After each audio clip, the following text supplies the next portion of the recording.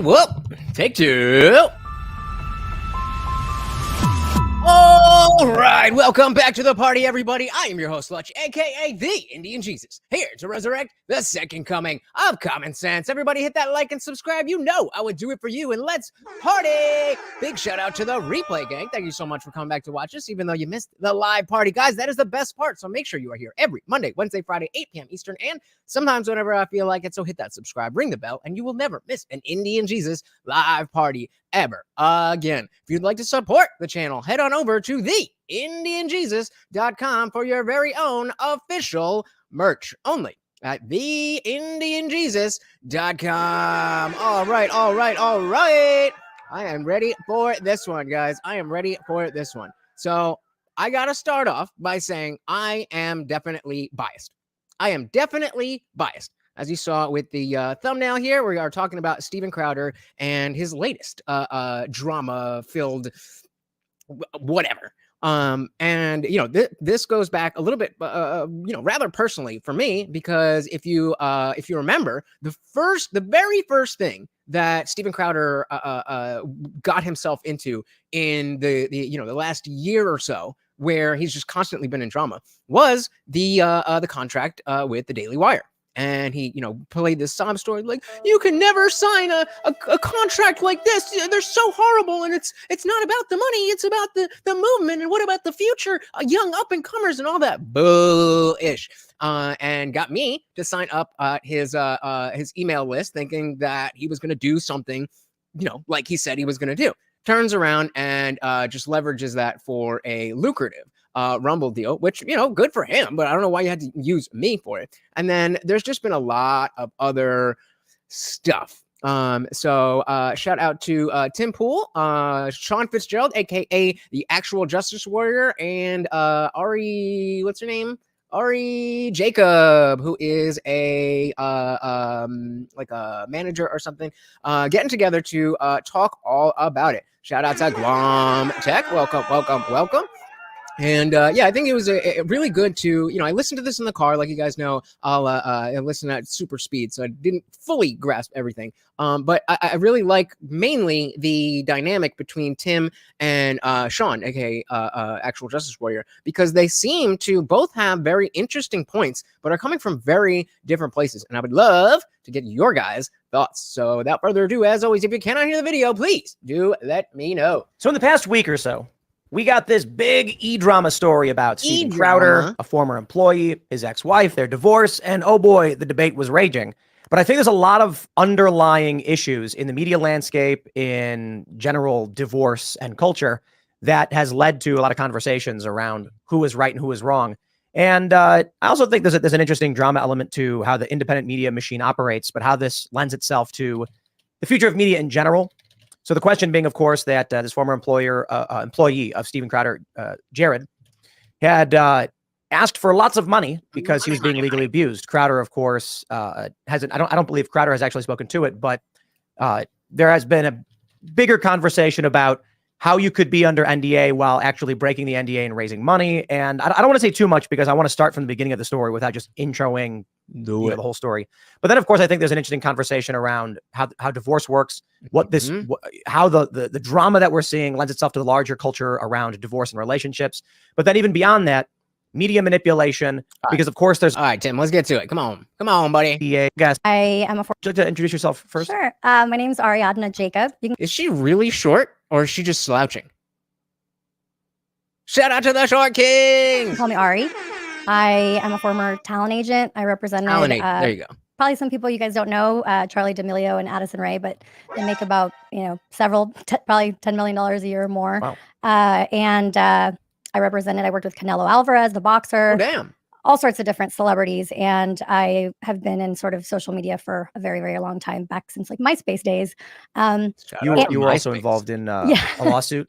Yeah, so I kind of famously sued Taylor Lorenz and the New York Times for defamation because I had a very successful talent agency, and it was destroyed with a libelous article by Taylor, and she was represented by the talent agency that took all my clients. Wait a minute. Taylor Lorenz? The Taylor Lorenz?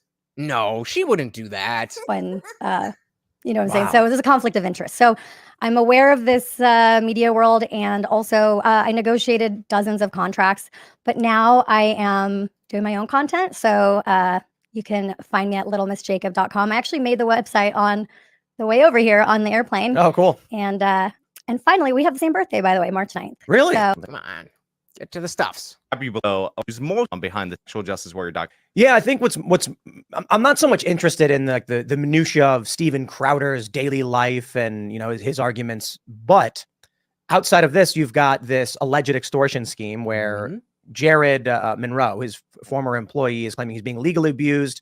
Crowder says that he teamed up with his ex-wife and they're going after him. But there's like a bigger... I'm talking about not gay Jared, if you remember that. And so you guys know how I like to frame a lens through which we are watching this conversation.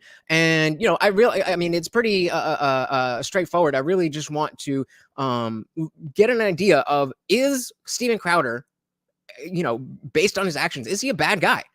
Is he just getting, are all these stories coming out and making him look bad because of this, that, and the other, which is exactly what he and Gerald would have you think? Or is it just too many instances where there's people around, you know, Dave Landau, you know, all the people that they're going to go through in the Sven computer, all these people, if all of them have terrible, horrible, no good stories, then it can't be that good of a guy, you know? Picture here in terms of... We've got the Taylor Lorenz story. There's sneaky, underhanded. I mean, that sounds downright like intentionally anti-competitive. Yeah. You then have what appears to be a business dispute between Crowder and a former employee, where the former employee, I don't know, maybe I'm biased, but this is what I see, teams up with the guy's ex-wife. There's no reason for a former employee to make contact with the guy's ex-wife when he's in a business dispute with him. I think any lawyer would be like, yeah, don't do that because it looks really bad. And then, of course, later on, we can probably talk about Daily Wire, Candace Owens, Ben Shapiro. There's been a lot of drama around there. But let's start, I suppose, with what happened with Steven Crowder. Does either one of you want to intro the drama around this? Oh, you want me to do it? Yeah. Yeah. Shout out again. If you are not familiar with Sean Fitzgerald, definitely go check out Actual Justice Warrior. He is covers crime and stuff like that. Really, really, really well done, well read, well researched, and he has a really good understanding of things. And even though he is more, you know, right leaning, I would say that his coverage is not super political. Maybe a week and a half ago, Jared Monroe drops a video where he says that he had all these problems with Steven Crowder. And during the course of that video, he cites legal abuse. He says that he was served a cease and desist and a Rule 202 petition dating back to October. And this was a time period where different news articles were dropping about Steven Crowder that quoted anonymous sources. So, like, you know, the timeline kind of makes sense for that. And then he also claimed, and this is like one of the things that I'm interested in, is that Steven basically forced him in or strongly coerced him into signing a non-disparagement agreement based on the idea that he was going to take his social media account, his Twitter account, and that he wanted a carve out to work at another third company after he left Crowder because of a non-solicitation clause. And so that kind of brings up the same exact point. Like if Jared, you know, had a bad experience with Crowder and then he's going elsewhere and having bad experiences there, maybe everybody's just a POS. And supposedly, again, we don't have the documentation from Jared to be 100% fair. He was then blackballed later from that very company. So he ended up out of media for about 2 years. And then over time, like, you know, he's, you know, it's like been building up kind of thing. And this was his like opportunity to strike back at Crowder, which, you know, is a time where he is vulnerable. So he was raising money to pay off his previous legal bills. Plus, he said file a counter motion, but fight the presumed lawsuit that he was going to get in and try to get out of his NDA. So that's basically the long and short of the most recent chapter of what's going on. Shout out to Zippy DSM Lee in the building. Welcome, welcome, welcome to the party. Strongly disagree with you there. Did you watch when Jeremy Boring went through it line by line and showed exactly how Crowder was lying? That was, you know, that was the start of it. That was the start of it. You know, I was a fan. You know, I preferred other outlets, but I would watch Crowder pretty regularly. And it was all this Daily Wire stuff that I was just like, who is this guy? Shout out to David Banner in the building. Says Steven Crowder is a weirdo. Imagine telling your pregnant wife you have to handle the toxic pregnant lady's dog medicine, then walk, then finally go to the store for me. And then when she explains herself, it's, you aren't obeying me. I mean, and again, I was very willing to say, okay, we can't judge an entire marriage based off of a 3-minute clip. We don't know if she baited him into this, that, or the other. We do know that she leaked that video to a left-wing media guy or whatever. And so I was willing to be like, all right, let's wait and see more. And so Crowder comes up on his show and he's like, this is all wrong. Just wait. We have more videos. We have court documents coming out. And then he never did. So just another reason why, I'm all for giving people who I don't like their due. If he didn't do anything wrong, I have no problems saying that. But there's a definite reason why I am not really there yet. Oh man, oh yeah. And if, again, I hate that I have to say that, but if you are somebody who just wants to watch this without me, I guess you don't know how YouTube works, but this is my channel. This is linked in the description. Do not complain in the comments. I'm just right off the bat disgusted by that. Uh-oh, struggle streaming, disgusted. Hold on 1 second. He's in a business dispute, so he. What happened there? All right. I'm just right off the bat disgusted by that. He's in a business dispute, so he teams up with the guy's wife, who he's currently in divorce proceedings with. And so that's Tim saying, I think it's horrible that Jared has a business dispute with Crowder, and then is going to use his wife as a way to get back at him, which I don't know if is a fair characterization of what is actually happening, but that's certainly what is put out there. Shout out to Drag Lacker. Welcome to the party. So Tim pulled Chris off this nonsense with that smug sideways look towards his TV he always does. All right, fair enough. That's alleged by the Crowder team. Like, we do have some messages from him to the wife, but like the team up, I did a thing where I broke down all of the screenshots that they showed.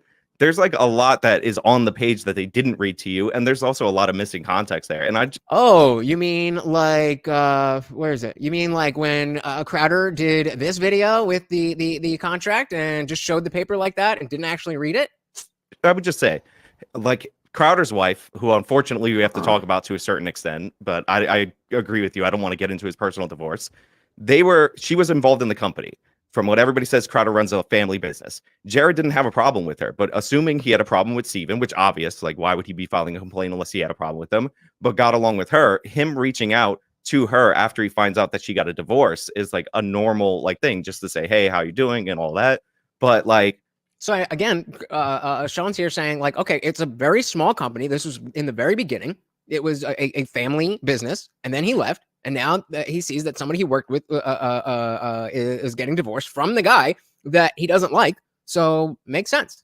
This like grand Hillary conspiracy, I do not think they've sufficiently proven that. So I think it's important to like understand what Jared said in his video, because to be honest, I had just done some research about the whole Daily Wire and Steven Crowder thing. I was just interested in it based on the fact that Candace left Daily Wire and all this stuff. So I'm like, maybe people need to understand kind of how these deals work. I mean, there's a famous spat that happened with Dave Portnoy and Alex Cooper when she left. They basically found her, built up her podcast, and then the girls just went to LA and talked to Logan Paul, and they're all saying, "Oh, you got a really bad deal." Was it a bad deal? They were getting paid like $100,000 a year plus some bonuses. I think they ended up making like $500,000 a year. But so, what a bad deal! What a bad deal! And I mean, the bad like even if we say fine, it was a terrible, horrible, no good, very bad contract. Why did he need to go public? Just be like, nah. There's been things like this have happened in the past where a talent feels like, they've grown with the company and they're not getting compensated. So that's how I got interested in it. This is why there are. Yeah, I mean, once I all this stuff was happening and I was a little bit more looking through a little bit more critical lens, I was like, he only ever debates college students, so of course he looks good. But like, when's the last time you actually saw him in a substantive conversation? It said, never been a fan of Crowder. He pimped mugs off the back of his work, ducking on Fisher Price hoops, debating college kids. I got you on the end there. Yeah, I don't know about the rest of it. But. Are quote unquote bad deals, and I don't know if there's any way to actually navigate this, right? So I don't know too much about the David Portnoy podcast deal. What would you say the woman's name was? Her name's Alex Cooper. Alex Cooper. But you know, she had 4 episodes done. She had like 12,000 downloads, I think, and then when it got to Barstool, then it was 2 million downloads. So arguably, if she never went, deal. Yeah, it was a great deal. So that's the issue, right? Someone like Portnoy or anyone at Barstool sees a podcast that's not really that big, and they say, "We're going to pay you $100,000,000," which a guaranteed loss for Barstool and Portnoy. Like, what would you? So again, let's take we have to understand the context, because if I was going to get a contract to make $100,000 a year, knowing, you know, all of this stuff, I probably wouldn't take it, because I would understand, you know, all that they're going to go through, that they're going to own everything. And, you know, I have a lot of vision. I want to be able to do what I want to do. But I would have a hard time seeing any of you telling me that if I was going to get $100,000 a year to do this, that it would be a bad deal. But for somebody else, like Tim, Crowder, anybody else, 100,000 ain't shit to them. We're going to pay you $100,000,000, which a guaranteed loss for Barstool and Portnoy. Like we work here, we make podcasts, we do this. I guarantee you 12,000 downloads. He's just basically saying, I will write you a check and give you my money. Mm-hmm. Shout out to Indieville. Welcome to the party. Said, I was a Mug Club member, but I haven't really watched Crowder since the whole Daily Wire debacle. You're not the only one. Well, I wasn't a Mug Club member, but. Then she succeeds. His bet paid off. And then they immediately go, I have a bad deal and I'm leaving. That's not right. So that's kind of why I was interested in it. And then, to be honest, I was kind of like, I don't know how I feel about, you know, Crowder releasing the deal points and all this stuff. And, you know, and at first I'm like, maybe that was done in bad form, whatever. I didn't know the background of the whole situation. And I think I had seen the leak tape of Crowder, the ring cam footage. But I did think it was weird that Yashar Ali leaked that footage. Do you know who Yashar? Yeah, Yashar Ali. That was the journalist. I guess they're about to talk about it. Ali of course. So, right. I don't think a lot of people know who he is, but he worked for the Hillary campaign. Then he worked for Newsom. Then he, I guess, slept on Kathy Griffin's couch and was evicted. And then he owes the Getty family heir like $200,000. So, I mean, this is like a serial grifter. Well, I don't see how you could ignore that. Like, clearly Hillary gave the footage to him. I mean, that's the logical assumption. I'm in the court documents. The family has admitted to giving the footage to the journalist. Like, so absolutely. Crowder was on his Cat Williams arc when he said, "I turned down $50 million from the Daily Wire," but he didn't have any morals to grandstand on once he pushed the stop big con. That's exactly what it is. Had to stop big con, and we're going to start something to make sure you young creator, you young up and remember, this is last summer. So I had maybe, I don't even think I was monetized yet. And yeah, I mean, I was definitely swindled, but it was bullshit. He was lying. It was specifically because the Mug Club belonged to the Blaze. So when he was leaving the Blaze, which is what started all of this, he didn't have anything. Everything that was Ladder with Crowder, or not Ladder with Crowder specifically, but all the content, all the email lists, all the just anything belonged to the Blaze. And so he needed that email list to show, like, here, I have this many people who are going to watch me. I signed that thing.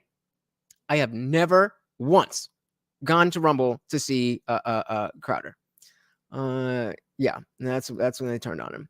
So you said $100K a year plus paying your own staff and not owning Jack. It was a bad deal. Again, I mean, that is number one. That's up to the individual to determine what they want to do. That was not paying your own staff. The Daily Wire was going to pay for everything. And then you had, again, why not just be like, okay, I need more money. That's how business works. You don't just go and, here, I'm a friend and I'm going to offer you a contract. I don't like the contract. So now I'm going to go to the public and be like, this guy is an asshole. You can never make that okay. It could have been the worst contract in the world. It could have been a contract for indentured servitude. And it still should not have made it to the public. Yeah, for sure. Yeah, a lot of people have. I don't remember exactly the details. Maybe they weren't going to pay for everything, but it certainly wasn't $100K a year.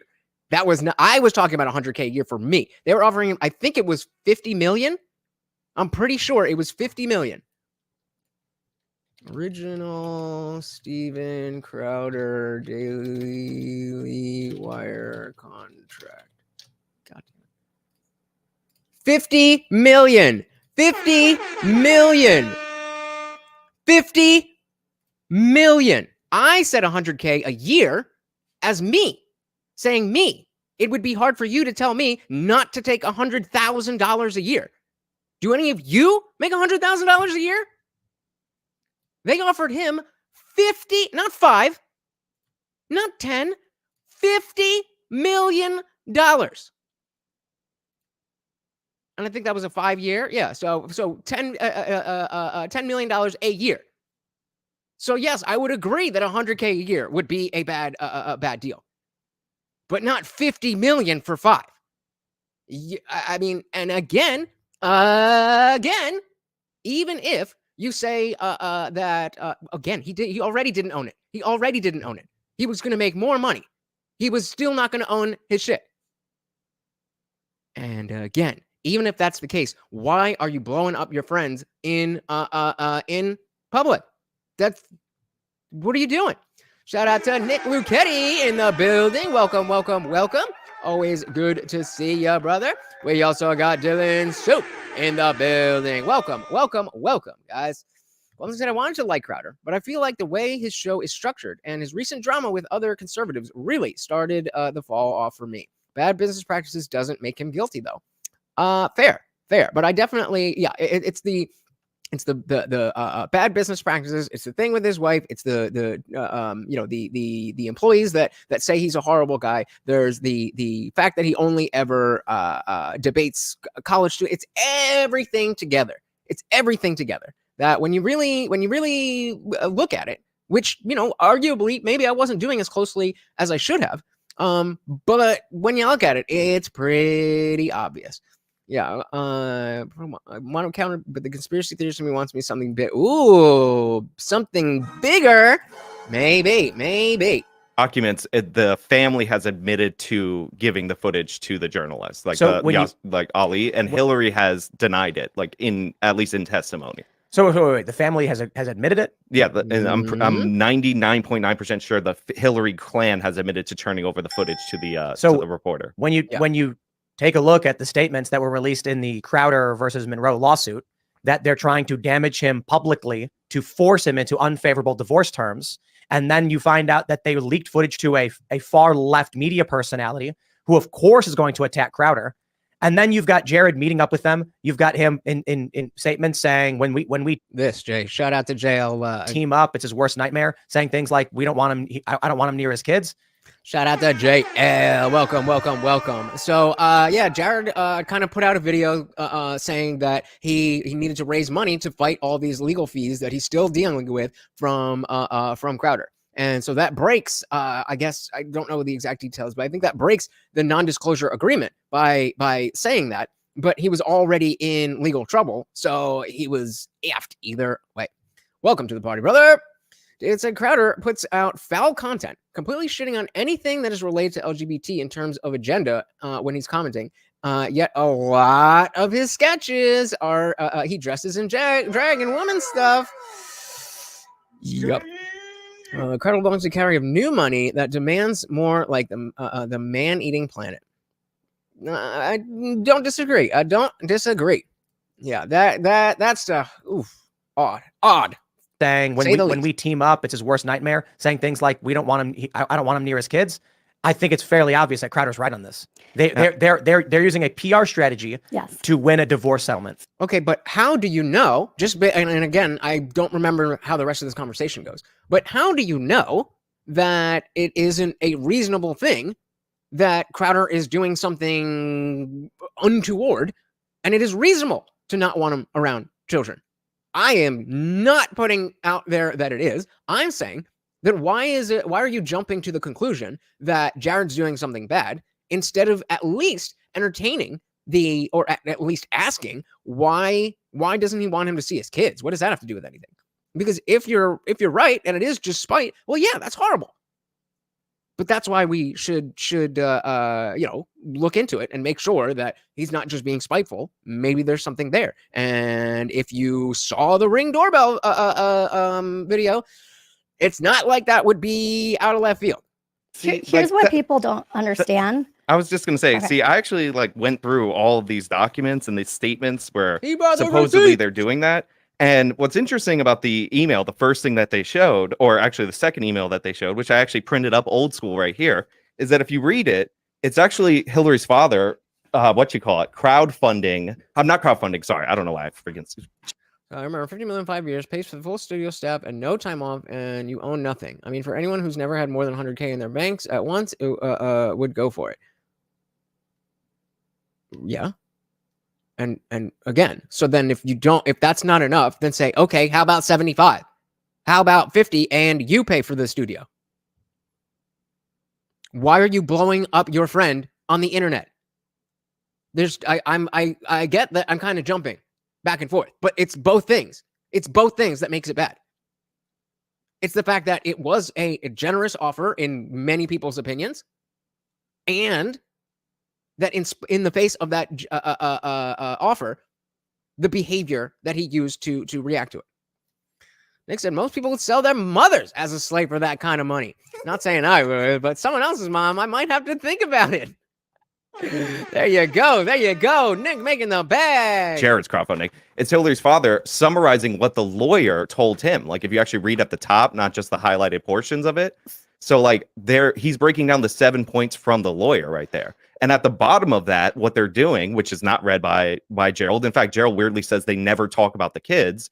It says that they like Hillary's plan of going with a public co-parenting narrative for Stephen to try to settle the divorce quickly. So are you saying the dad was going behind Hillary's back? No, that's what they showed on Louder with Crowder, right? Yeah, they were there. Shout out to Trey Williams. Welcome. Said it sounds like Jared using the 48 laws of power. The enemy of my enemy is my friend by talking to his wife. Well, that's what Tim is proposing, and it does seem like there is something there. But as Sean pointed out, it's not like their only point of contact was, oh, I used to work for your husband. It was a family business, and they're both dealing with stuff. And again, I'm not making excuses for anybody. I'm trying to lay out what are all the pieces so that as more information inevitably comes out, then we can, either come back to the tape or remember that, okay, this, and that.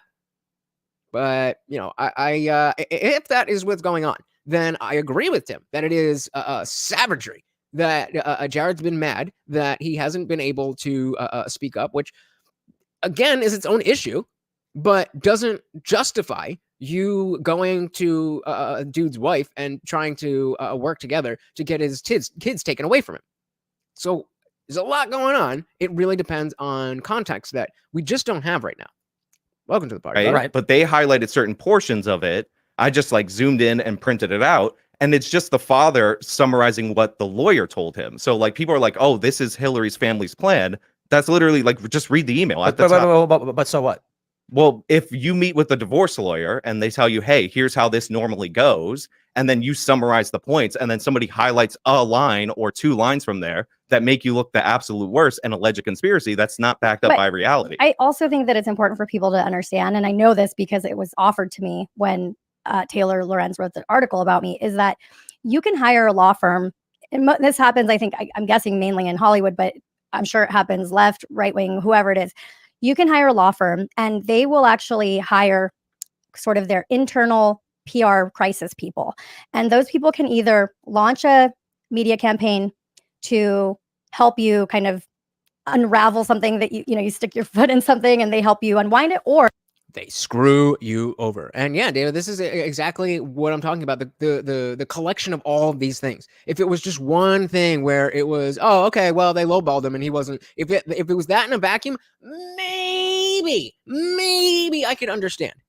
if he got the lowball offered and he was not having it, and he actually was trying to start a movement for young creators so that the movement could be, as he said on his phone call that he recorded, like, come on, man. Just, I guess it was no gun when the rabbit has a gun. What? Dragblacker says the millennial Gen Z right just sucks, period. The old rightists are actually discussing news and issues. I don't think they're even aware of this. Well, I mean, that's okay, but so what do you? I don't disagree with you. What is the significance of this? Because if you're, yeah, just speak on more. Shout out to Virgil Kane. Welcome to the party. Okay, no fun when the rabbit has the gun. There we go. That makes a lot more sense. Or they can start a PR campaign in order to put pressure on whoever, they work in side by side with the lawyers. And what's interesting is that they charge about 20 grand a month, and they also are hired by the law firm, so that you actually are paying the law firm the 20 grand a month, and they pay the PR people. And guess what? The PR people, because they work for the law firm, they're under the same sort of what is it called, attorney-client privilege as. So that is very interesting, because if you're paying for those people, which I don't know if they were or not, but it is very possible. Now, Brian Friedman is UTA's lawyer. So United Talent Agency is the talent agency that represents Taylor Lorenz. And I believe that they were working together. I actually know, a lot of people don't know this, but I sued UTA as well. And Brian Friedman. They suck. Yeah. Brian Friedman represented UTA.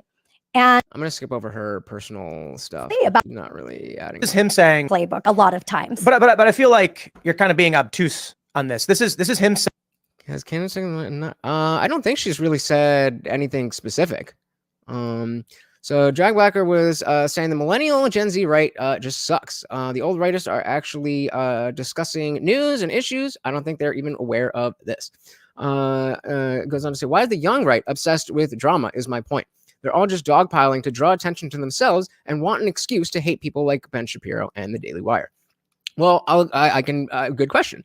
The fact is that most people who are not really in the weeds of day-to-day news look to people like Tim Pool and Steven Crowder and the Daily Wire to get their news, and that is a good thing compared to going to CNN or Fox News or any of those. So the fact that these people are following these personalities, if they're not aware of the behind the scenes, what's going on, then you can't get a good understanding of the biases of these people. So this, Crowder being an asshole and Daily Wire being flaky, any of that stuff, that is that's important to know, because there's not really good sources of news. So you have to go to places where, okay, this guy's biased, but I'm aware of his bias, so that I can apply that when I'm listening.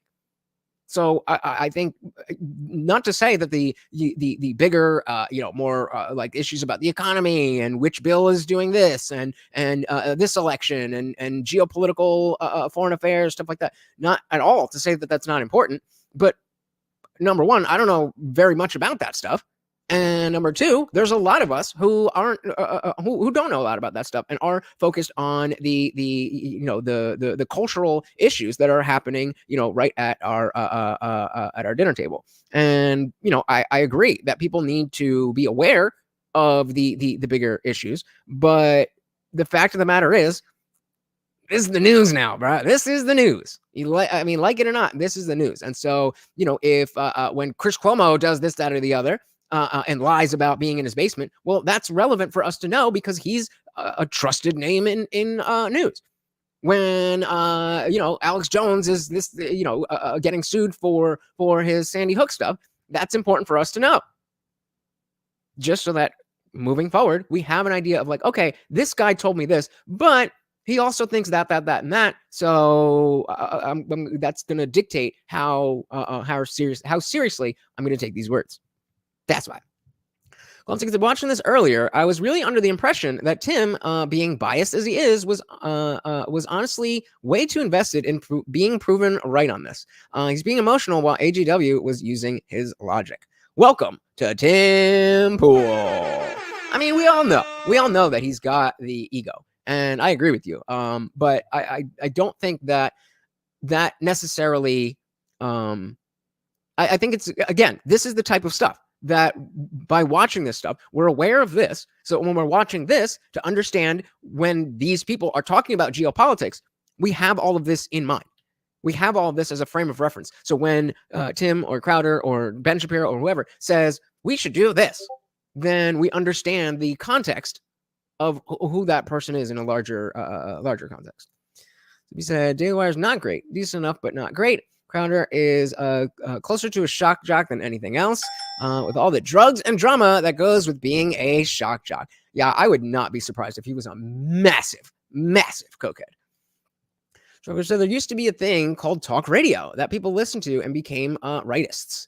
They had drama too, but I'm seeing a difference between rightists who grew up with radio and those who didn't. Well, that's going to be anybody. That's going to be anybody. They didn't have the internet. They didn't have social media. They had the internet. They didn't have social media. They didn't have TikTok. So that's just how people are. That's not a thing with, the right wing or the left wing or politics or music, or that's just people.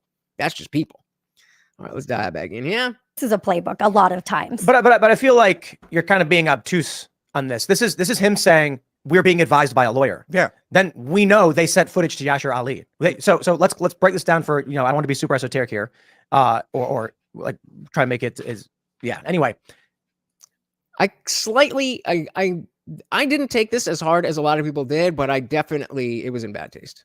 Videos of the ring footage, according to Crowder's lawsuit, all the footage has been deleted in violation of court orders or something to that effect. According to Crowder's complaint. According to Crowder's complaint, for sure. His company complaint, because remember, his company is also additionally suing his wife, her father, her best friend, and her lawyer. And I think the likelihood that Crowder would present a false statement to the court is zero. Having been involved in lawsuits like this, you don't do it. Your opinions may be are obviously, like, I throw this out the window when I'm reading these court documents. Someone will say something like, it's at this point that the defendant made disparaging comments about me. It's like, okay, well, whether they did or didn't, we don't know for sure. But the likelihood that he would submit to a court, to a judge, they did false statement to fact is I don't believe that. In the initial civil complaint, there's always like weird stuff in there that like turns out to not be true. Like, so I would. So I guess Tim's saying, well, he wouldn't put this out in court knowing that it would fail. And AJW was like, I mean, that's kind of what you do. You'd throw everything at the wall and see what sticks. I think if she was ordered by the divorce court to preserve evidence and then she did not do that, then you would think that there would be some admonishment by a judge. No way. Dude, I'm sorry if I'm a little frustrated on this one, because I've been involved in these lawsuits. The judges don't admonish. Judges will admonish you if people who are in the I don't want to speak specifically to Crowder or Hillary's, I don't know, but having been involved in this stuff, the judges look to the person with money, power, and no time, and they say, I can squeeze you out and put an end to this. The judges do that because the judges don't want to be involved in these things. And the people who are outside of these court proceedings seem to think that a judge is this impartial guy or lady who's like, let me get to the bottom of this and find justice. No, the judges, because I've been involved in a bunch of these, both personally and as like through stories, but also through people I know. The judges are like, how do I make this case go away? What do I have to do? I completely agree with you, Dragbucker, that people put too much not faith, not like religious faith, but just too much faith in the words of people in general. But again, I don't think this is a young right-wing thing. I think this is just how people are. This is just how people are now. Everybody has to find their person and treat them like, well, I watch them, so therefore I have to become them. I have to be exactly like them. That's so common. And again, not just in politics, but everywhere else. This is partly why the whole trans thing, in my personal opinion, has blown up, because people don't know how to have personalities anymore. They just watch somebody on a screen and be like, oh, okay, I'm going to be that personality. And then when they obviously they can't be somebody else, they feel empty. And in comes the new gender identity.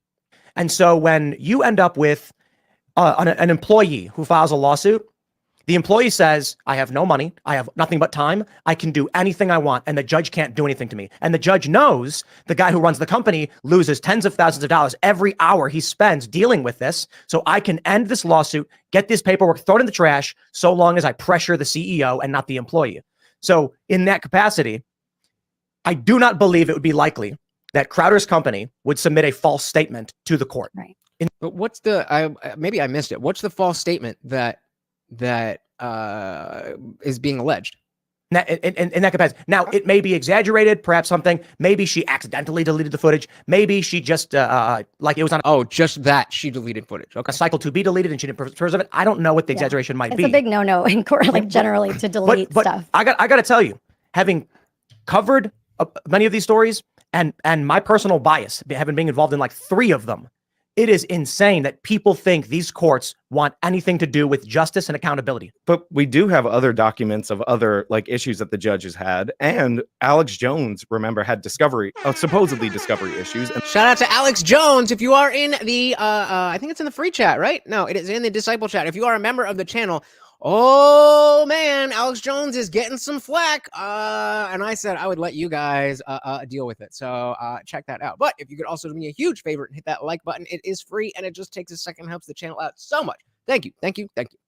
judges had, and Alex Jones, remember, had supposedly discovery issues, and the judge, like, that's a big thing. So you would expect some kind of record, or at least the order to preserve, like, you could insert that in there. Like, one of the problems I have with, again, the Louder with Crowder company complaint, because it's a separate lawsuit, like, I need to keep emphasizing that, is that first of all, Gerald in his video cites court documents, but it's him alleging it in court. Like, just because I write something down and submit it to a court doesn't mean I'm not sourcing myself.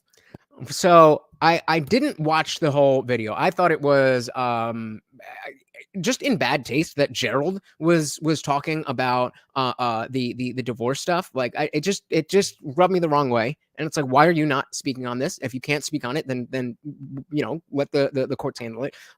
But so they're presenting, again, they're just holding up papers, acting like, well, we got the court documents. Yeah, the court documents that say, hey, we think you did this. Court document. Like, that's not really what people think of when you just say court document. People assume that you're talking about something that has been adjudicated by a judge or a jury. Shout out to the man of steel himself. Welcome to the party. So it was highlighted that Crowder, Gerald, and a handful of Crowder's employees are countersuing Jared and Crowder's divorcing wife for extortion. Yep. Okay. It was just saying they're continually asking for more money after they were offered more than generous offers that were even mildly comparable. So from what I understand about that, which is not very much, which is why we're checking this out, that I believe that has to do with it was the amount of money that she would get versus custody. I think. Welcome to the party. But then on top of that, they're quoting very selectively from these various different portions of the court when they have access to that documentation. So in order to preserve that, and then something to show that she violated that, totally fine. Like, I'm not an expert on how ring footage works. Here's the issue. We gotta start from the beginning, because the issue I'm having with your argument is, we know they gave the footage to Yashar Ali, a leftist, which is absolutely going to be publicity damage to Crowder. Yeah, that unquestionably, you can't spin the fact that Hillary gave footage of their home of her husband Steven Crowder to a leftist journalist. Like, yeah, right, exactly, for sure. And there are statements where they're like, PR campaign, hiring a PR guy, the lawyers advising them. The longer this goes on, the worse it gets. There's statements, whether they're snippets or not, where they're saying, where Hillary says, I wouldn't get as much in court, but I want more than that. Yeah, but that particular statement is another one that's completely, like, if you read it in its full context, they're arguing about the custody. So she turned down more money than she would get in court. But like, the issue was, and it's highlighted in the messages, that they're arguing about who gets the kids when and all of that. So right. So I don't know the particulars, but I think it was when they say, oh, well, she didn't want to take more. She didn't want to take more money. Was that the situation where she was going to take money but not have access to the kids or something like that? I don't know. Shout out to B Morris 88. Welcome to the party. Oh yeah, I do remember that quote. She wanted more freedom. And again, what does that mean? We don't know. It certainly lends to you know, the whole thing from the Ring video. But what does that mean? What does it mean? And so that's the thing about people having these opinions or taking a side so quickly. It makes me uncomfortable. It makes me uncomfortable. Not only because it's a bad way to go about figuring these things out, but it's an election year, guys. We got to make sure that whatever else is going on here, we still have an election to win. You know? Welcome to the party, B. Morris. It doesn't matter. Well, no, it does matter. No, my point is, you said it does matter. You said that these statements from the lawyer. Yeah, this is a summary from the lawyer that they're taking as a grand conspiracy. They're paying a lawyer for advice. The idea that they wouldn't take their lawyer's advice they paid for is nobody said that they wouldn't. But and then they did. So but if you're like, what are you arguing? If you go to a lawyer and then the lawyer meets with you, which by the way, Hillary's father should not have been with the lawyer, because this would have been attorney-client for if it was just with the wife and she wrote this down, because it's the advice between her and her lawyer. But if you go to a lawyer and they say, hey, here's how this normally works, especially in a high-profile divorce case, and they give you 7 points, then you put that in your group message, like whatever messaging system this was, to summarize for your family. And then you have somebody who very opportunistically, in order to deflect from the Jared issue, which we're not like talking on, highlights select portions on screen. We got a hole here. They did it. It's a fact. They did release the video. I'm not. Yeah, they did engage in a damaging PR campaign against Crowder. Fact. Yes. Yeah. Okay. After Crowder talked about the divorce on the air, right, they then released the video.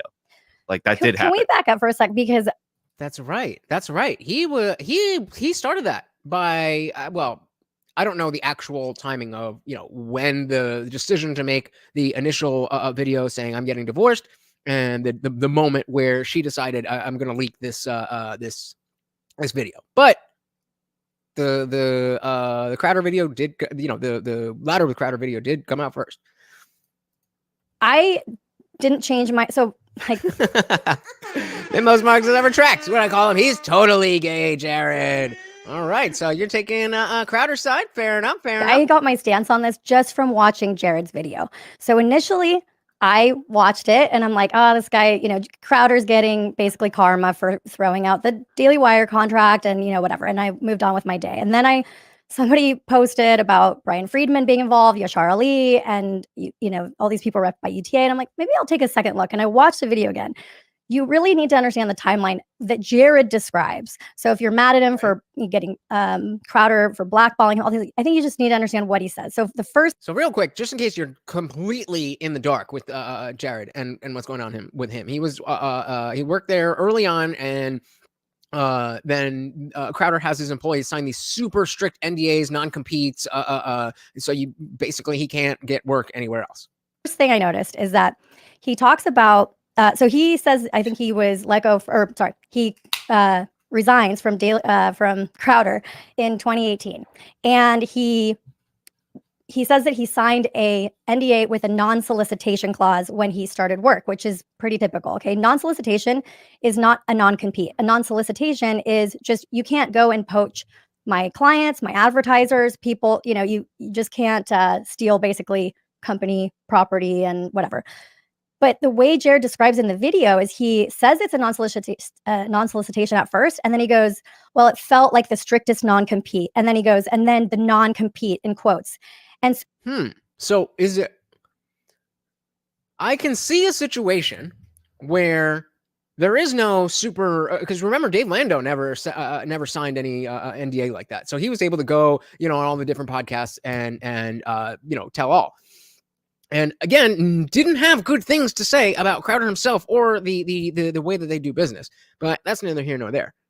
It could be that Jared signed this this non-solicitation and then was trying to be shady and take whatever it was from the Crowder company.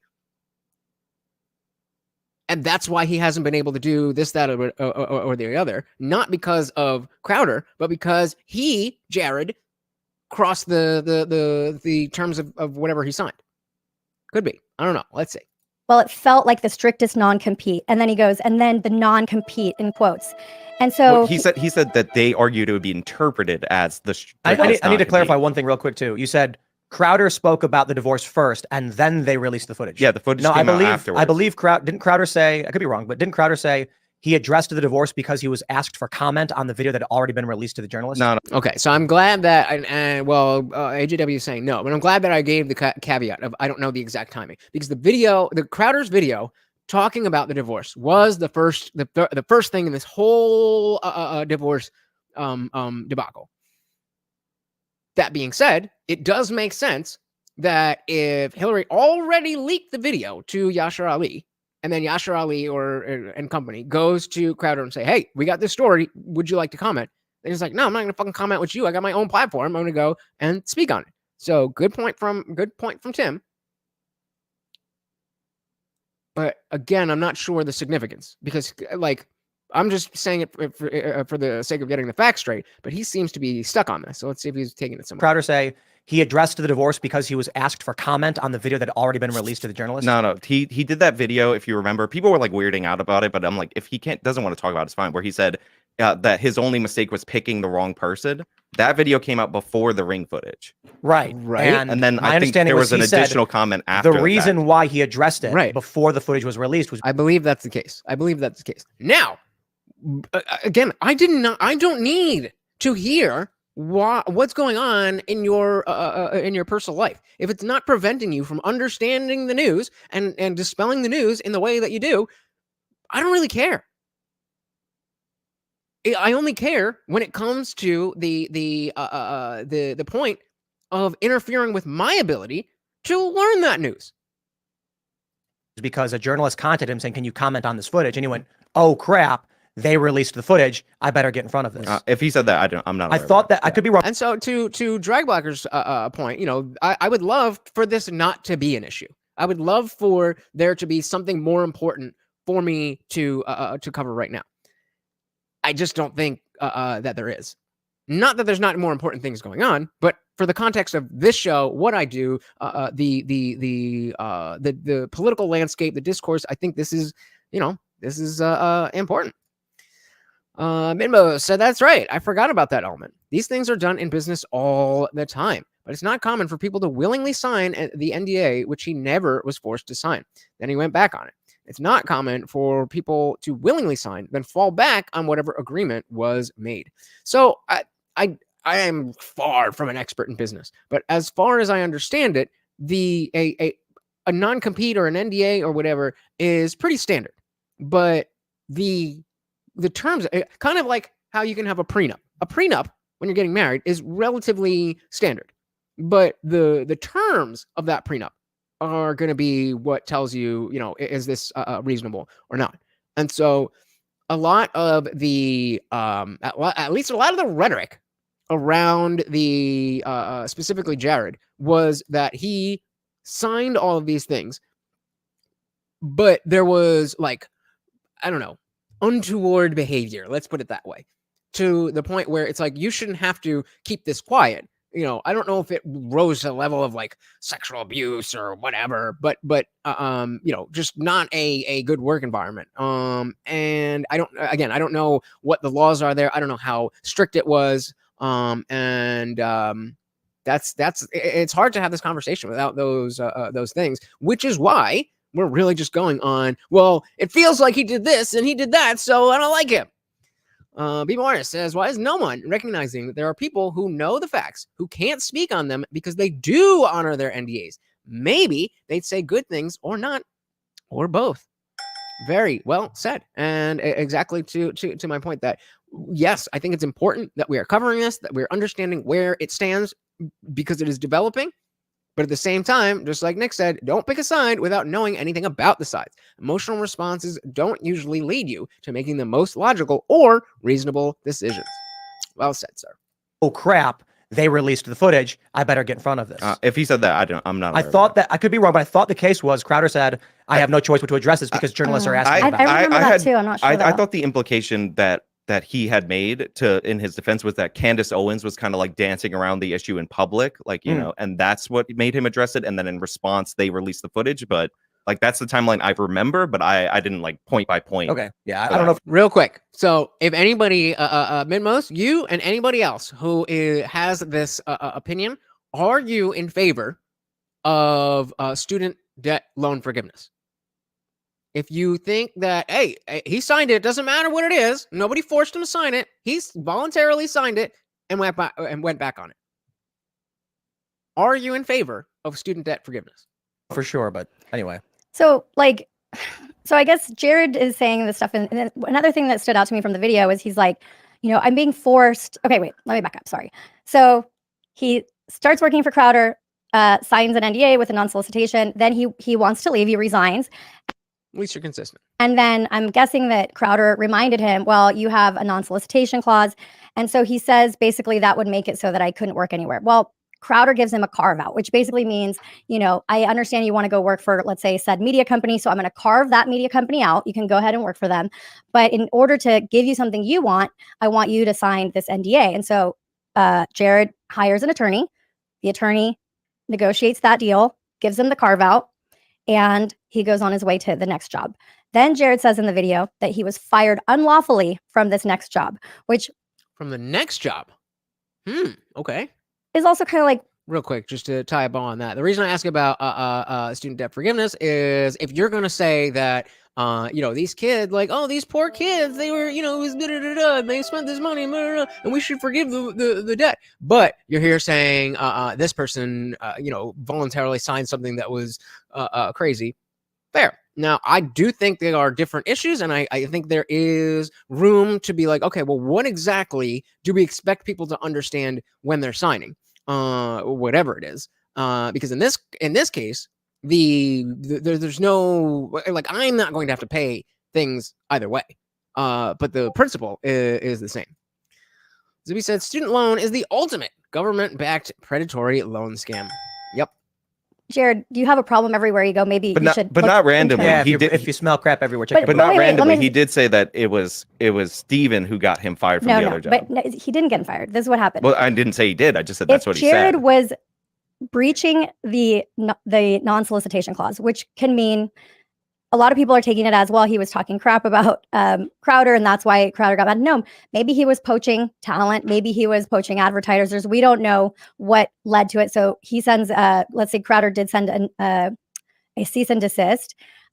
Then whatever the new employer could be liable for tortuous. Oh my God, please head to Disciple Chat. It's so funny how when I can guess the exact position of a leftist because they all have the exact same ideas, and then he wants to try and guess my opinion and is throwing out random shit. It is so clear that the left does not understand anything except their own ideas. Holy crap. Holy crap. Interference if he sees Jared breaking the contract he signed. You get what I'm saying? I'll give you a quick example of what I think maybe the most likely is that, and this is wild speculation. Jared works for Crowder. Jared gets a bunch of phone numbers. Jared then leaves Crowder, has those phone numbers, and then starts reaching out to people being like, oh, I know someone who can do this. Then Crowder goes, is he texting our clients or insert whatever? He's using our Rolodex for a different company. That company fires him because they're like, hey, this is going to put us in legal liability for basically stealing information from a rival company. We can't do that. You can't do that. And you have an agreement. You can't do that. I don't know exactly what happened. I'm saying that seems plausible. It's very plausible. So he says he gets fired unlawfully. So that's in 2018. Now in his video, he's saying I'm getting legally abused by Crowder. This has been going on. Legally abused? What does that mean? He doesn't say it implicitly. He's basically, or he doesn't say it outright. He basically is saying, I've been abused for a long time. But the reality is that from the point that he gets fired from the job to, so 2018 to October of 2023, nothing is happening legally between him and Crowder. I'm just letting you guys know, I can't bring any pizza stuff up here. Now, you have to look at the timeline. So the ring cam footage gets released end of April 2023. Then in May, there's bad articles. June, July, August, there's all these bad articles. And then in October, Crowder files this petition to, I'm guessing, hey, somebody's leaking all this stuff. We need to find out who's doing this because this is causing problems, right? So they file this 202 petition, which basically it means that you have to, the judge is going to let you get information, deposition, text messages, and whatnot in order to see if there is reason to bring a lawsuit. Now, this is, so are we just talking about discovery? This is what's very interesting because in the video where Jared's asking for money, he's basically saying that he had to pay for litigation and he owes all this money because he had to pay. He didn't start the litigation. What he did is he argued that he didn't want to give up discovery. So in that thing where Crowder's asking for a deposition and text messages and all that, which is, by the way, normal in a lawsuit, both sides have to give it up. So whether you're the plaintiff or the defendant, and the way that Jared's saying it is like, this is going to be an abuse of my, what is it called? My privacy. And is that a thing? For most people, school was just way too hard. I mean, this is not a flex, but school was always ridiculously easy. I didn't crack open a book until my, I think, no, that's not true. That's not true. I did study for one final my senior year. But other than that, like, I know I'm an intelligent dude, but I'm not like fucking some big brain. Is that real? Like, is that a thing? And again, I really only brought up the student loans as a parallel. It's not exactly the same because exactly what you're saying here, we're responsible for if that loan is forgiven, then it's our money. Whereas if we say, okay, Jared, you signed this NDA, but it's a bad NDA, and Crowder, he should let you out of that. That's not, taking any money out of our pockets. And then the argument is, well, what is it that you don't want, Jared to say? What is it that he has on you? Just let him out of the NDA. He hasn't worked for you in over 5 years. Like, oh, okay, gotcha. That a lot of people have dropped out. Yeah. Yeah. And then I think Zippy saying most people who, working for the state. Well, I mean, that's the foolproof way to never get fired. But yeah, they are different. It was just a parallel that I was bringing up. All right. It's like, this is going to be an abuse of my, what is it called? My privacy, and I'm going to get interrogated for. But when I filed the lawsuit against Taylor Lorenz, I had to give up all my text messages that say Taylor Lorenz. I mean, it feels very intrusive, yes. But I wanted justice, right? I also haven't been speaking. Have I been on podcasts? No, because anything I say, the New York Times would be like, well, Ari's hanging out with Tim Pool. She ruined her own reputation. You know what I mean? That's a good point. That if this is so detrimental to Jared's life, then it would be like, it's understandable why you wouldn't want to go through the discovery and go through that intrusion. But then how bad do you want it? If you really think that you have legal grounds for whatever it is, then that's the way it works. You don't just get to say, hey, he did a mean thing. And like, oh, okay. Trust me, bro. Source, trust me, bro. They could say whatever. So it's as a content creator, it's not very fun to be in a lawsuit, and it can definitely damage your career. But the way he described it is just the legal process. Anyway. So that's interesting, Zippy. You're saying that NDAs and non-competes are slavery. So where do you stand on Crowder letting not just Jared, but Sven Computer, Quarterback Garrett? Again, Dave didn't sign one, and I think there's somebody else. There's gotta be somebody else that was around that just fell off the face of the earth because they worked for Crowder. They left. And now they have no life, at least in this industry. Why was he fighting? Why was he fighting the deposition? If you're broke, why are you going to fight to give up your text messages and have a deposition? I mean, the likelihood of Crowder actually filing that lawsuit, most people don't want to file a lawsuit against someone that has no money. What I think happened is that Crowder wanted to get the discovery so he could see if other people were messing with it. People like his competitors, because when you get okay, that makes sense. So if you can get discovery from Jared, then you can see, well, is Jared doing anything? Yes, no, maybe. But is there other stuff going on here? And that begs the same question, or raises. Don't use beg the question when you're not begging the question. That raises the same question that if Crowder can't let Jared out of the NDA because what's he going to say? Then is it that Jared can't go through discovery because he said something or other? Shout out to Burner Popcorn Account. Welcome to the party. Well, this is the culture war, so we're slightly different, but welcome. Any film said, I sure remember all those people from the East India Company making those Africans sign those NDAs and non-competes. Yeah, I mean, terrible, dark part of human history. Ben Most Mark said Jared still broke a legally binding contract. All of that is inadmissible. Is it? I don't know if it's all inadmissible. I mean, I definitely agree here, but basing on Zippy's mentality, that if just because you signed something, again, going back to the prenup, just because you signed something doesn't mean what you signed is legal and will hold up in court. So it sounds like a lot of way, and that's what I'm saying. Do they sign it or not? It's not necessarily that simple. Just because you sign something doesn't mean it's enforceable. Burner Popcorn accounts, they just caught part of the Fresh and Fritz stream about the pregnancy allegations, and it looks like the baby mama is just making all of this shit up. Did you guys hear about that? Fresh got a girl pregnant. I don't know if you guys saw. I think I shared it in the Discord.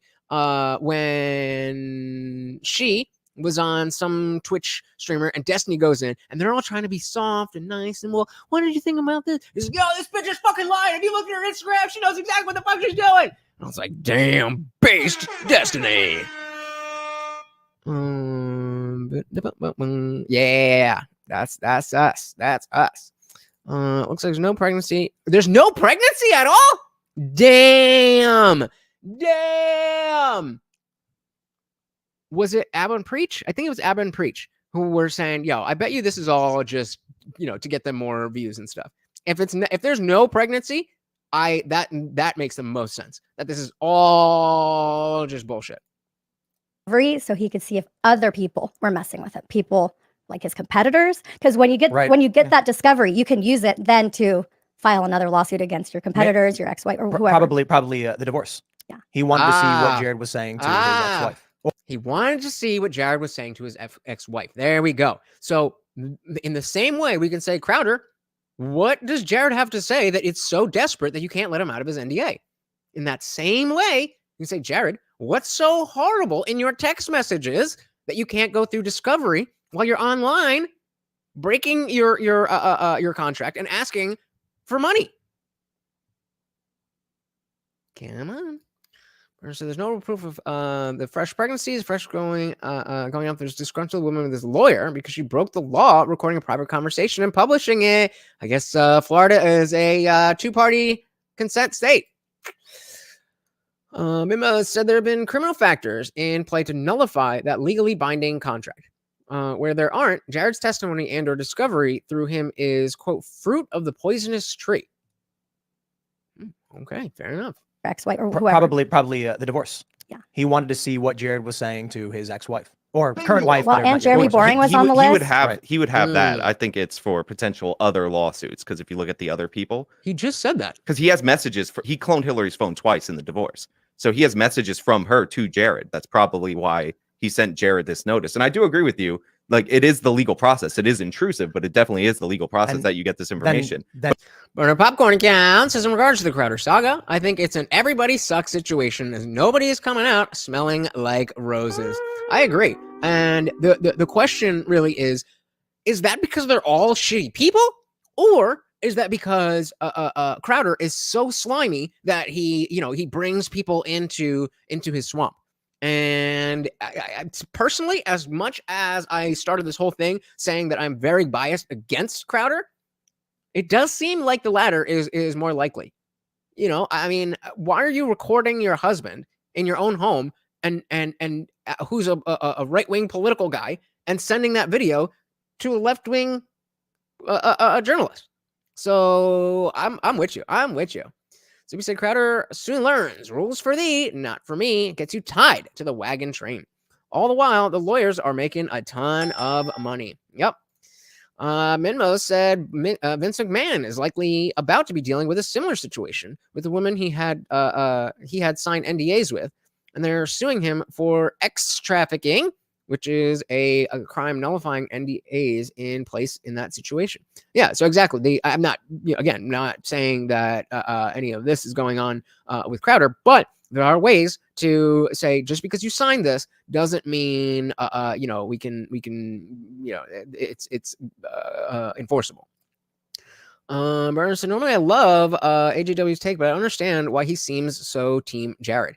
I think, at least in this context, it seems like he is, I think it's more of the fact that Tim is so team Crowder. That's what I think it is. I think that I don't think AJW really cares as much, but Tim is trying to put forth a narrative, which none of us have the information for.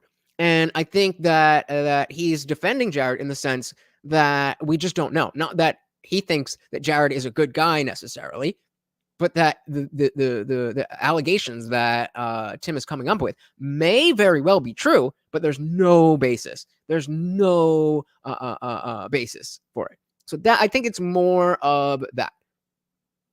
Could be wrong, but I don't know.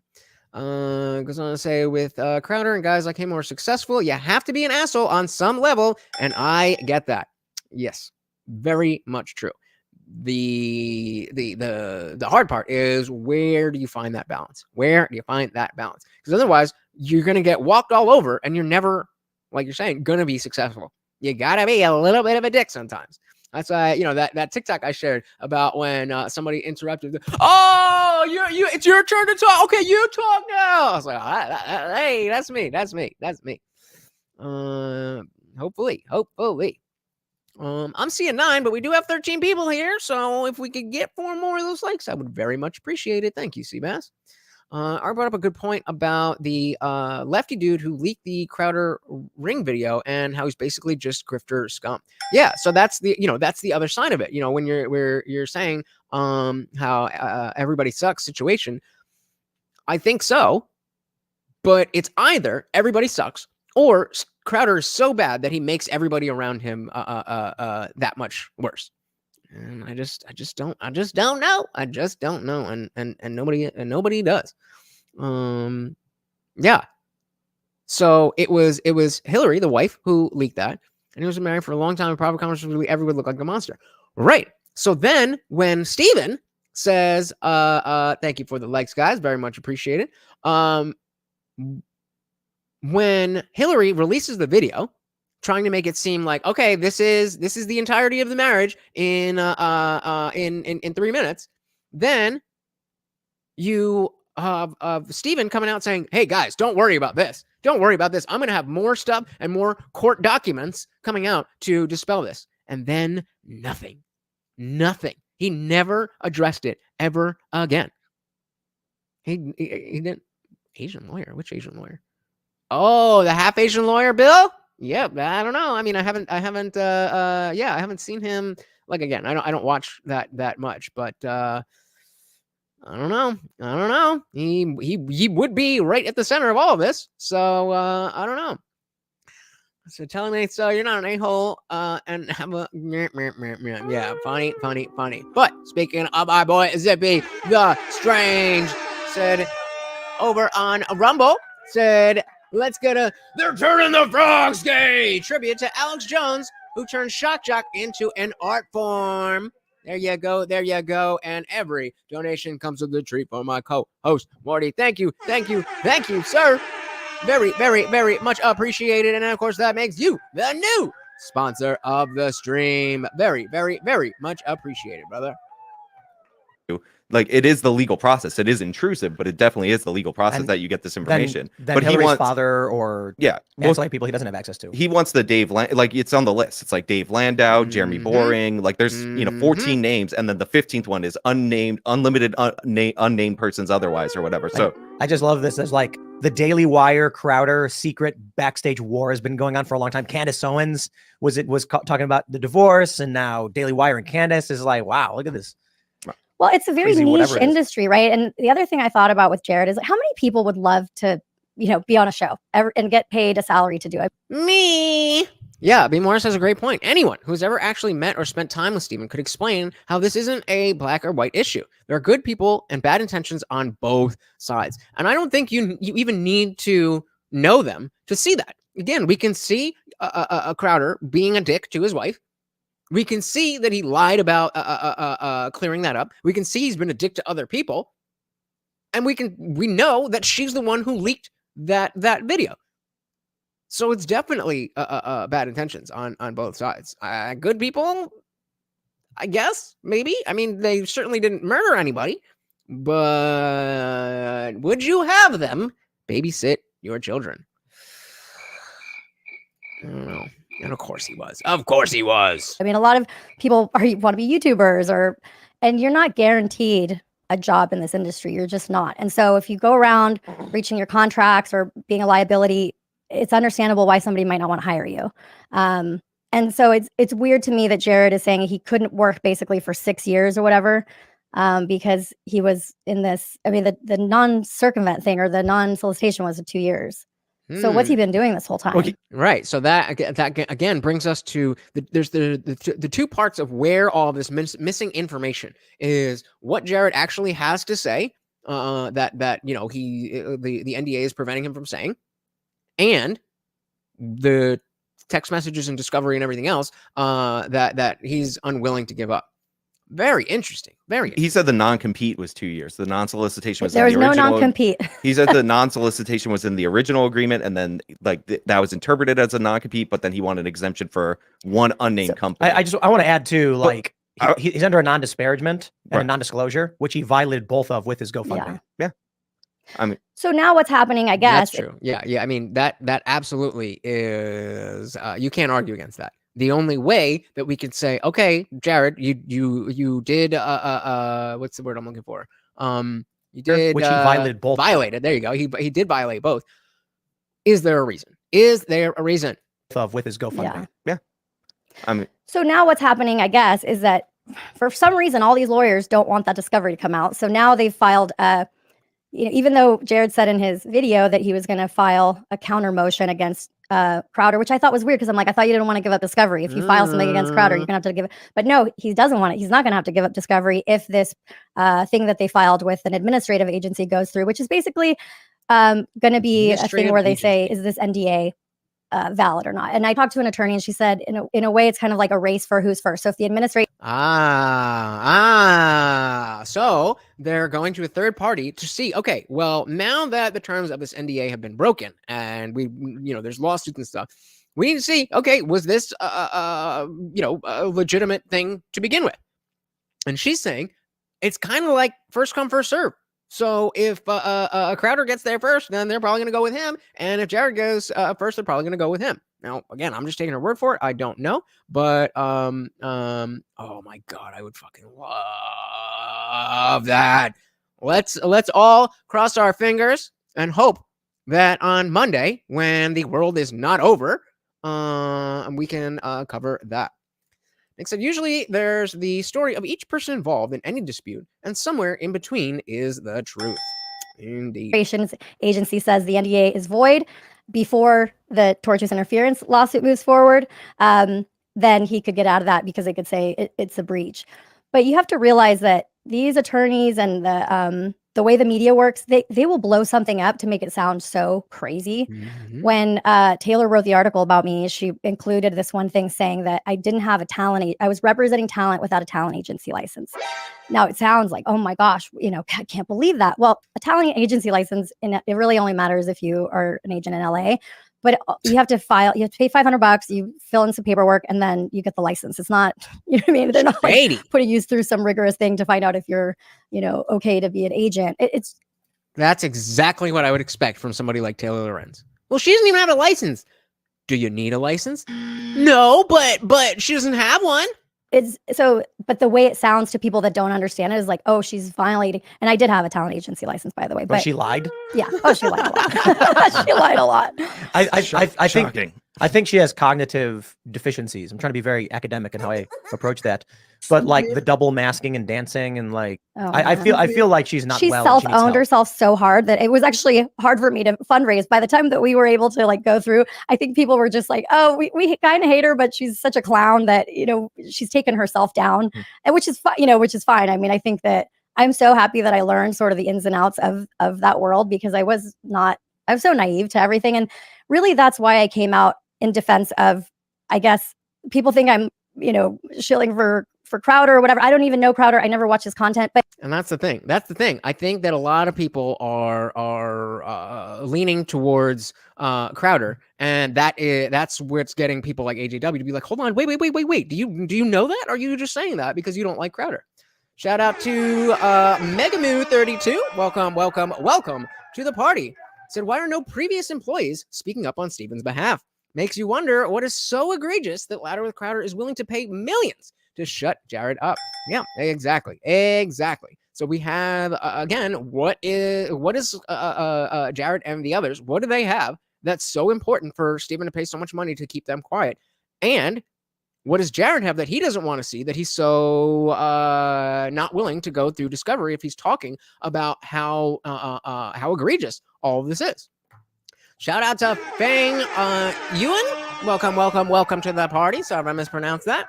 So lest we forget, Candace Owens also threw him under the bus when his ex-wifey with a pregnant belly showed only a clip of the CCTV footage, which was touted as evidence of Steven being abusive. Yeah, right. And then as I have said, you cannot judge a marriage on 3 minutes. But he did come out and say, oh, don't worry about that. I'm going to bring more footage and I'm going to bring more court documents. And he never did.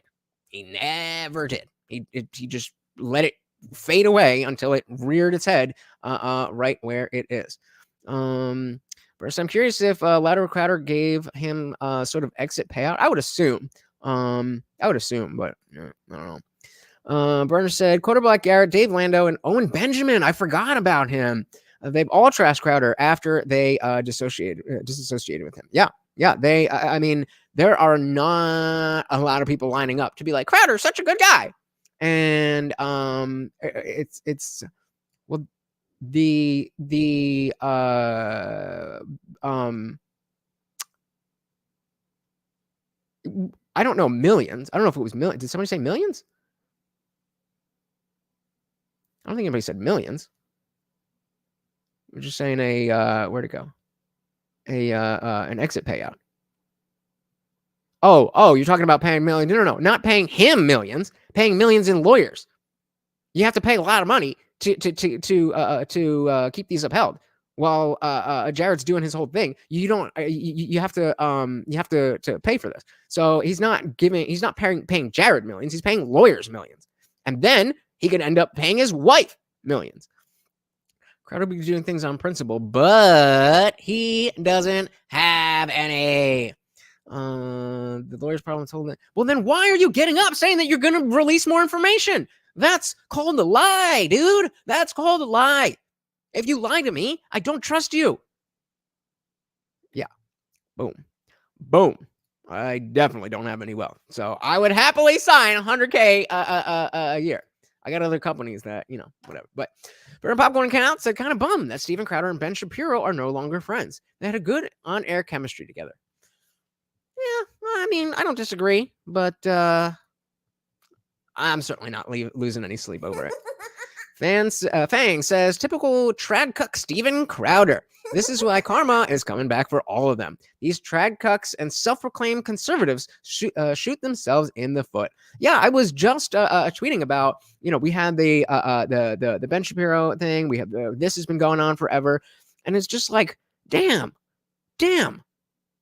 When I started paying attention to politics and all this stuff, I didn't know what I didn't know. So, I ate up the mainstream media, and I was a stupid default liberal, not knowing any better. But then I got into, more. I got more into it, and these are the people who were espousing these values that I do agree with, but then they don't uphold those values.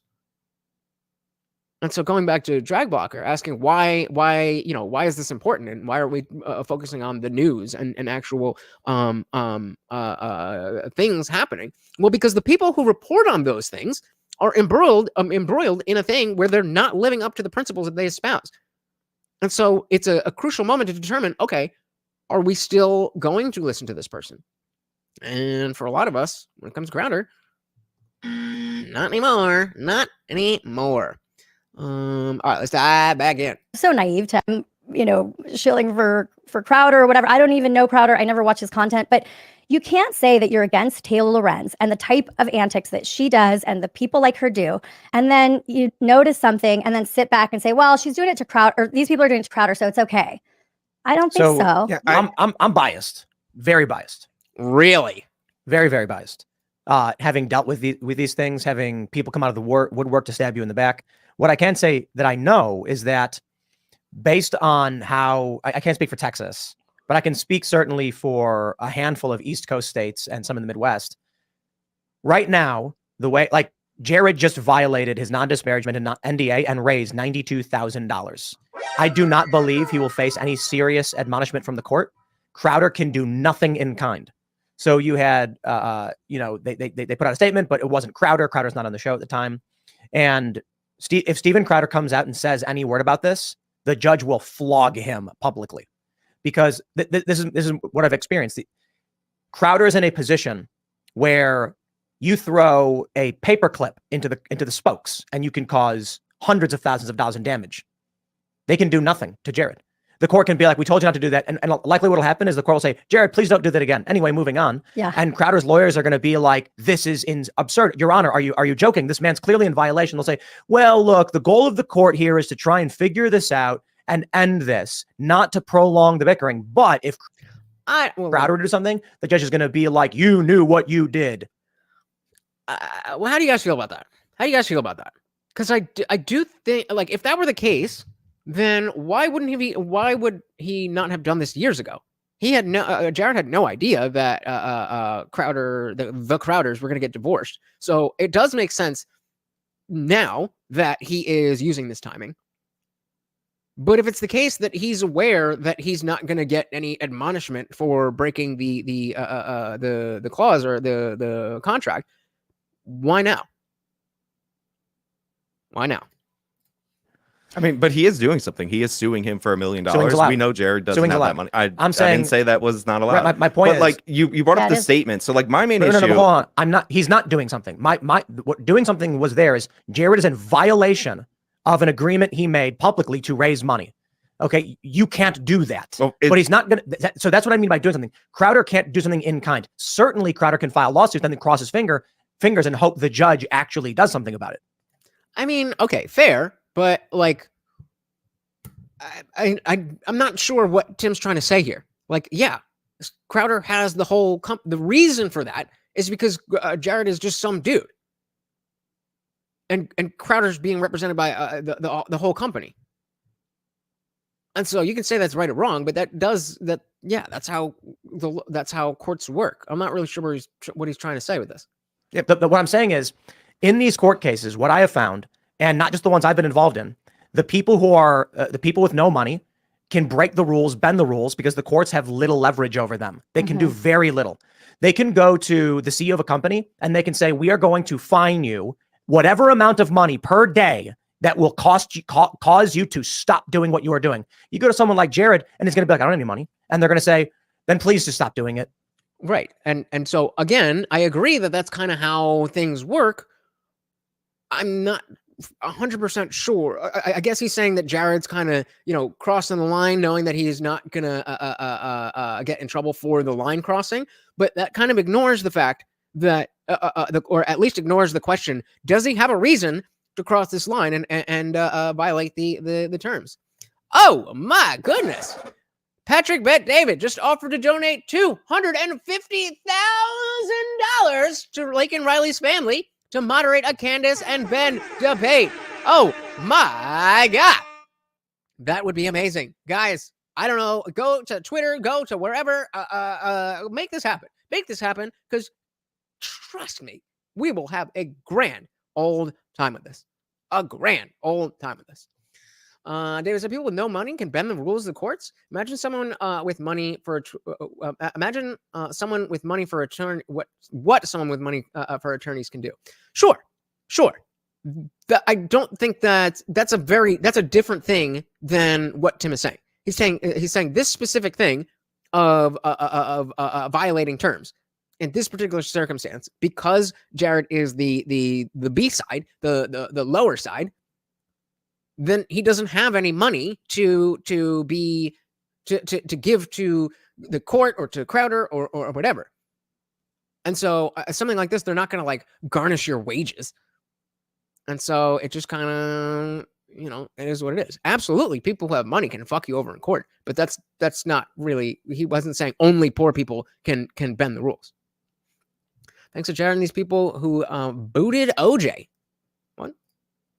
So this is the issue. Yeah. Again, but like, here's the thing. They issue their statement. First of all, the non-disparagement would be between him and the company. So Gerald making a statement is like his public like response to that. It's supposed to be a mutual non-disparagement agreement, by the way. So like, if we find out through the course of the case that they were also violating it, like telling his other employer something damaging about him in order to get him fired, then like that might be grounds for them to get out of the NDA. Like one of the reasons they filed the complaint with the National Labor Relations Board is that they're trying to get the NDA resolved. But like my main issue, and I would probably be way closer to you on this particular thing, is the fact that they didn't address the key points on it. Like, I'm not the guy, Steven Crowder's the guy with Gerald, who came into this studio and complained about the Daily Wire seizing a social media account. Again, we covered that. I'm like, okay, so then why didn't you ask Jeremy Boring for better terms? If you weren't going to ask Jeremy Boring for better terms, why did you need to record him, record a phone call and blast it out to everybody? None of that was necessary. None of that did anything except raise your profile so that you could put money in your pocket. That is it. That is it. Thanks as Owen Benjamin or Dr. Shiva, something and others, dare I say even Alex Jones and others. All of them are playing the game of make-believe that conservatives are still a silent majority in the country. That's not necessarily the case. I can agree with that. I can agree with that. Why not? Why not?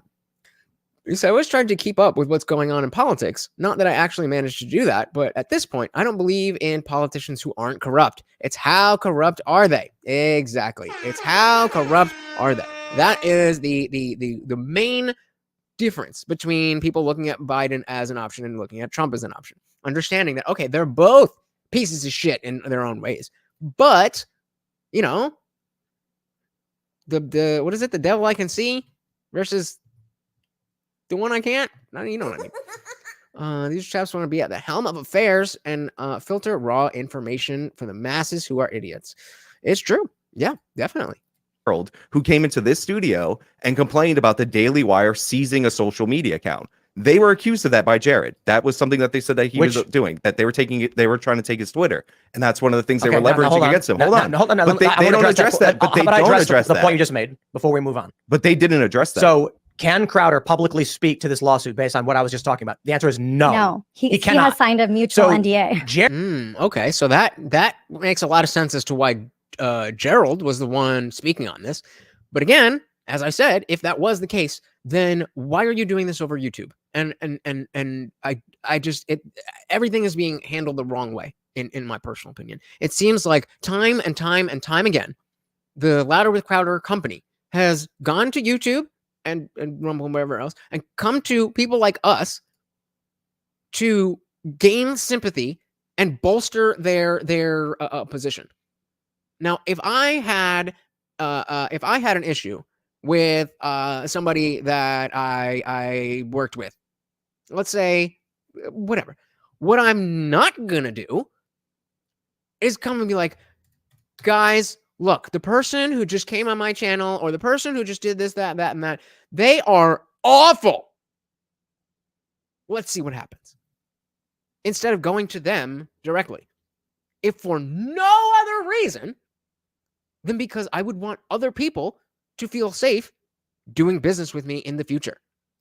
Who is going to do business with, if you're not a corporation, like, if you're not a big company, who is going to trust working with Louder with Crowder at this point? You'd be fucking stupid. Burner says court systems need drastic reform because right now it's extremely biased against men. Women like Hillary Crowder are a prime example of why it's broken. How does Hillary need more than $300,000 a year tax-free? Well, okay, so the fact that you are putting this on the courts is the right place to put it because it's definitely, that's where it belongs. Completely Great. Anyway, said you would have told me 15 years ago that there'd be a bunch of multi-million-dollar legal drama involving channels on YouTube. I probably wouldn't have believed you. I mean, there's a lot about 2024 I could have told you 15 years ago that you would not have believed. Jared is in violation of his agreement, and Crowder can do nothing. Mm-hmm. You said in your video, you're like, why isn't he turning in the cease and desist? Because the cease and desist wasn't filed with the court. So if he has an NDA with Jared, then that would be a breach of his NDA. That they're only. Oh yeah. Oh, Gerald, his own. I think I might be making this up out of thin air, but I think at some point over the last year, or at some point since they were with the Blaze, that Gerald became the CEO of the company. All he cares about is making Crowder look good. He would lie, cheat, and steal. That's his job. He's like what, 60? What is he going to do? What is he going to do? Only talking about the court documents that were filed is what I'm guessing. But from what I understand, the mutual NDA is about them not speaking bad about Louder with Crowder, the company, or Steven, or related entities, and the company has a mutual one about him. So the CEO releasing a statement, like in your interpretation, you're allowed to talk about Jared the lawsuit says, that you filed. Yeah, they wanted to seize my social media account. He could be lying. Yes. And Crowder can't say anything. But the company could in their response to it. No. Yes, they could. No. Listen, again, I'm going to stress this as much as I can. I'm very biased, having been involved in this. So what they're arguing is that because the NDA was for Steven Crowder, the person, and Louder with Crowder. Yeah, I think these guys know a lot about law and lawsuits and lawfare and all that. But if the thing says you can't disparage Crowder and you can't disparage Louder with Crowder, and it goes the other way, well then, if Louder with Crowder, not Steven Crowder, but the show Louder with Crowder, says something disparaging, that would be also violating. No? If I were in Crowder's position, having actively been involved as friends and personally having filed lawsuits and been sued, friends. If this happened to me, and I remember sitting in these meetings with the judge, and I said, I went out publicly and my company issued the statement, the judge would be like, I am now going to fine you $10,000 every day until you take that post down and issue a public apology. And my lawyer's screaming in my face. The phone calls I've been involved in where I'm yelling at a team of lawyers being like, how are they getting away with this? Yeah. And he's like, because they don't have money. And I said, then why can't we respond? And he goes, because the judge will fine you $10,000 every time you do. So that's what he was talking about, like specifically David. And we were like, what about rich people? Like nobody's saying that money will not buy you quote unquote justice. What he's specifically saying is in this particular case, there's one side who can kind of worm around the rules. And because they don't really have anything, there's no recourse. Whereas because Louder with Crowder has money, they can do something like fine you $10,000 every time you say something, or fine you $10,000 every day that this video is up, or whatever the case. That's what he was saying. Why can't we respond? And he goes, because the judge will fine you $10,000 every time you do.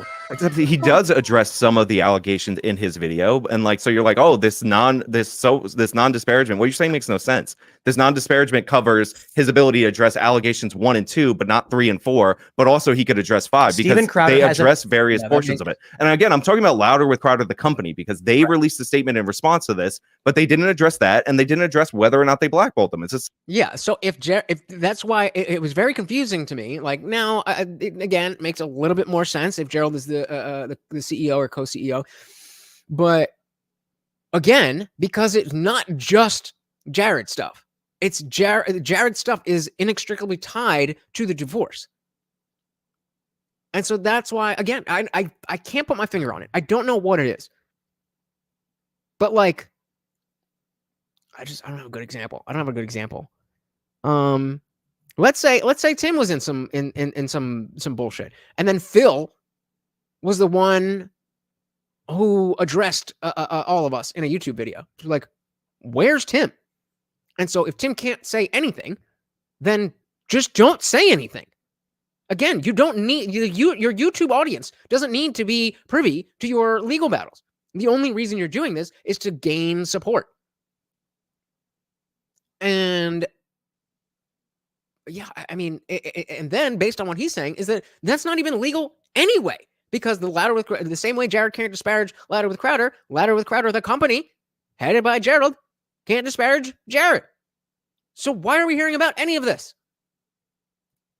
Simple denial if you're going to deny it. So especially if your company is you went on this whole street against Daily Wire about how you're creators first, you're against specifically full ownership of social media companies, including the ones you built, which is something that Crowder said in his video. He said it here on this show. Like a basic denial of that. Like that's the thing that I'm interested in. This whole thing. I said shit. Me too. It's the totality. It's the totality. With the divorce, like I agree with you guys. I'm not that interested. I agree. Fair point. Absolutely. But do you agree? We got Tim to agree on his own show with somebody else. Dilly dilly to that. And again, I make fun of Tim because I see a lot of myself in Tim. Whoever was saying, you know, you gotta be a little bit of an asshole, a little bit of ego to be successful. I got a bit of an ego. I'm a little bit of an asshole. Sorry that some of this has to play out in court. Like you can't just make allegations unless they're already filed. Like, I don't know. I feel like that would put them, it would be a liability for Louder with Crowder. I think they can only talk about what's been filed in the lawsuit. At least when I sued Taylor, it was like, I was advised to only talk about the things that were already publicly filed. Yeah, your advice to say nothing. I 100% agree with that. Yeah, I know. Like, it probably been better to just say nothing. Even about anything filed, your advice to say nothing in any kind of litigation. Like that's 100% true. Here's interesting thing, and why I'm probably also biased is because So then, sorry, but we'll back that up. But Zippy, you were talking about how originally when the Ring video came out, that Crowder, said, "Oh, I'm going to come out with more," and then the lawyer said not to say anything. If that's the case, then why the fuck is Gerald out here making videos? I had this talent. So back this up. Even about anything filed, your advice to say nothing in any kind of litigation. Like that's 100% true. Here's interesting thing, and why I'm probably also biased is because I had this talent agency. I was bootstrapped. I didn't have a lot of money, but there was a point where TikTok people were making a lot of money because during the pandemic, there was no, music touring in Hollywood. There was no making movies or television. So I basically had a monopoly on these people that were going to be very, very. Oh, wait, I think I just projected. So projection. Got to call it out on myself too. I love that he's being an asshole. We should all love people who are being assholes. Successful. And the talent agents saw that I had that, and they basically came to me and they're like, "Okay, Ari, you've found all these people, you developed them, I've spent my own money to do this. And so now let's say I had 85 clients. We're going to come in, we're UTA, we're the best. We're going to come in and you have them signed for 20%. Okay, cool. We'll do a deal with you. We'll take 10%. You can take 10%. And by the way, we don't want you we don't want you to talk to L'Oreal or like Chipotle. We'll take all those incoming deals for you." And I was like, "Well, no, I mean, thank you, but no, thank you." I'm like, I already kind of did the work. And so I'm going to go ahead but if you guys want to bring a deal, if you want to go out and be, the hunters and go hunt a deal, I'll give you the 10%. And because I denied working with them, the 10%, blackballed, then all of a sudden they take me down. And so, yeah. And so, yeah, tying a bow on that. That's exactly right. Zippy. But so what she's saying here is how, generally she's in this space, how the industry works is that these people, who have the leverage use it. It's business, baby. And so you can have whatever opinions you want about it. But the fact of the matter is that it's a ruthless business. And you have to make decisions on what you are willing to compromise versus what you're willing to say or not say. And that's going to be different for everybody. So just saying that, oh, it's a bad deal or it's a good deal, or it's just not that simple. What did they do? This is what I think they did. Because at first I was mad at the influencers, and I call them kids, but they were over 18. I think it's kind of like a Jared situation. They call you up and they're like, "Oh my gosh, you're in a terrible deal. I mean, this woman, Ari, she's the worst. And did you know she doesn't even have a talent agency license?" Well, I did, but you know what I'm saying? And they're like, and then they explain to these 18-year-olds how the law works. And I have these teenagers yelling at me being like, "Did you know that if you don't have a talent agency license, so all your documents are invalid?" And I'm like, "Are you an attorney?" So they're basically manipulating the people at the top. These people, let's say it's UTA, I don't know for sure. They're manipulating these people to. I told you. What did I tell you? Didn't I tell you? Just trying to make it seem simplistic is the wrong way to go. The reason everybody is speculating is because there's so many different avenues this can go down. If you think it's a simple thing of, oh, well, it's obviously this, you're too dumb to see the possibilities. You just don't know right now.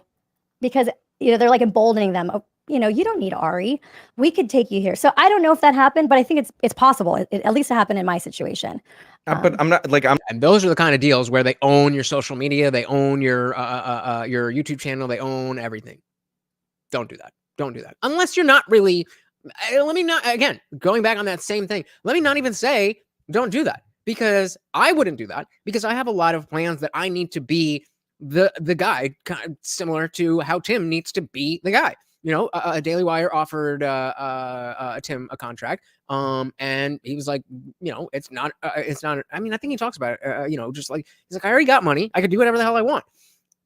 Not everybody can be that, and so for a lot of people, working for somebody else, number one, is what most people already do, but in this industry, might be exactly what you need to make the difference between not being anybody and making a living.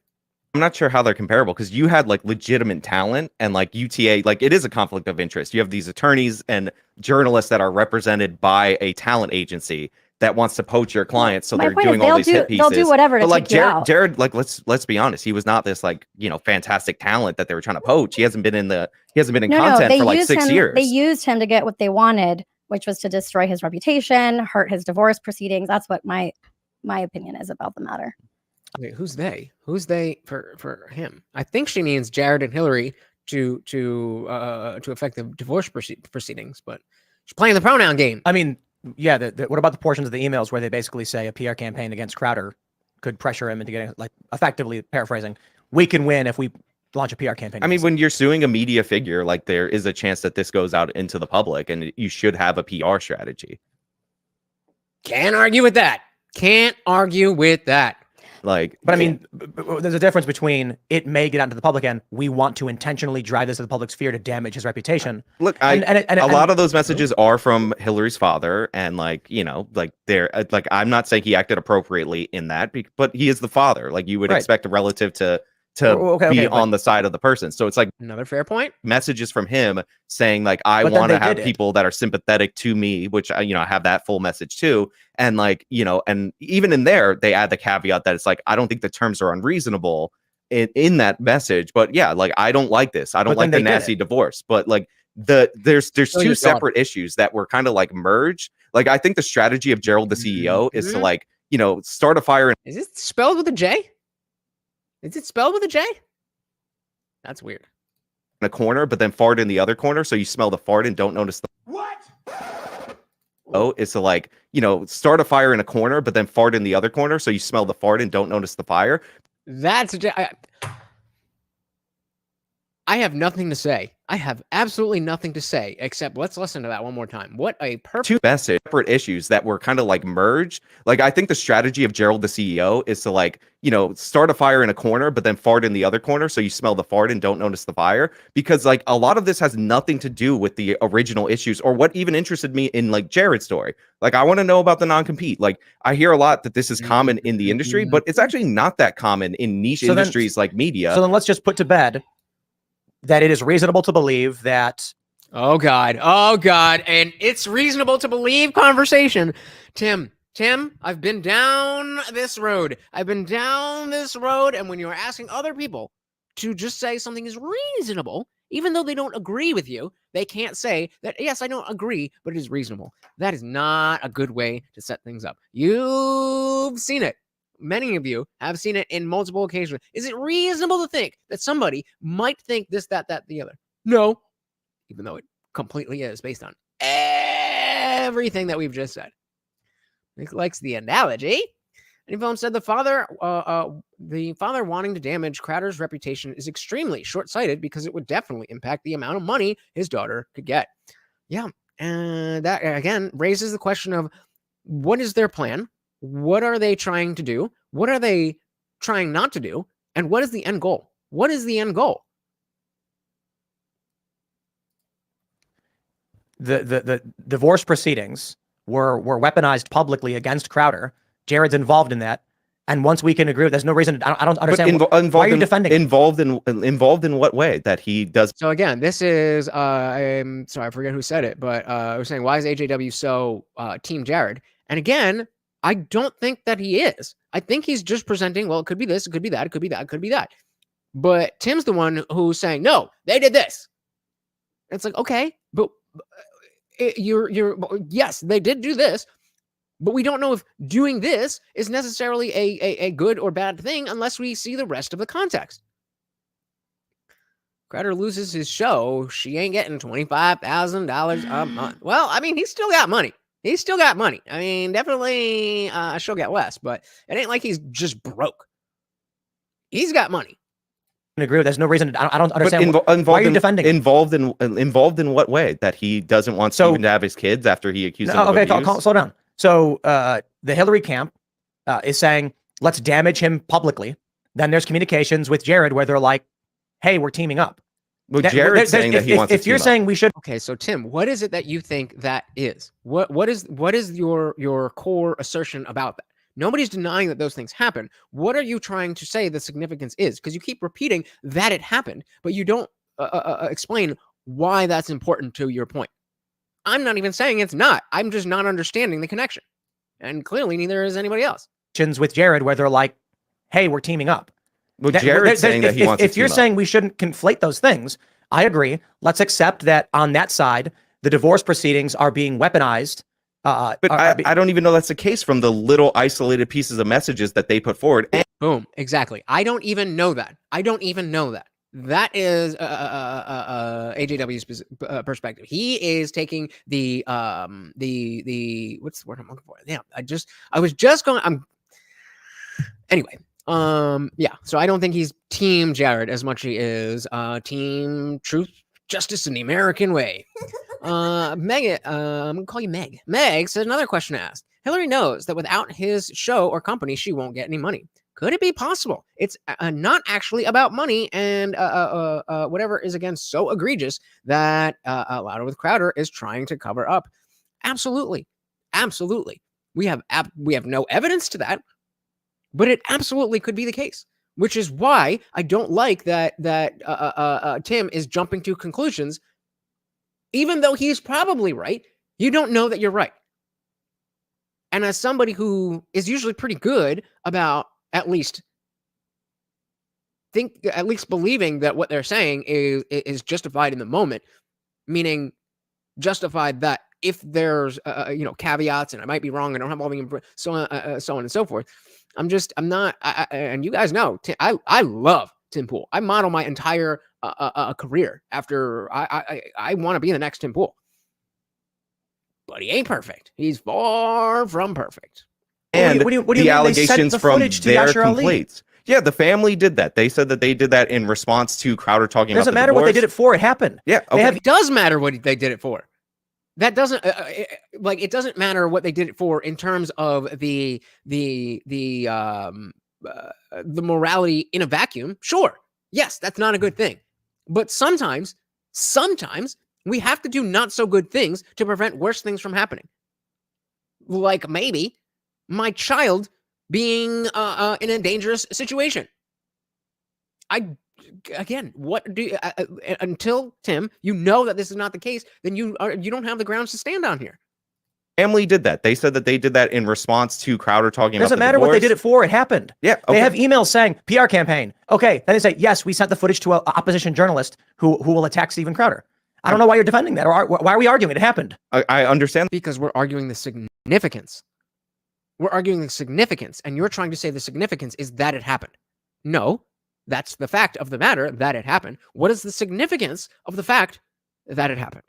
That happened. Okay, now we can agree that happened. They did it. But that's not Jared sending the footage to I didn't say that. You're saying, why don't you just accept that? What are you saying then, Tim?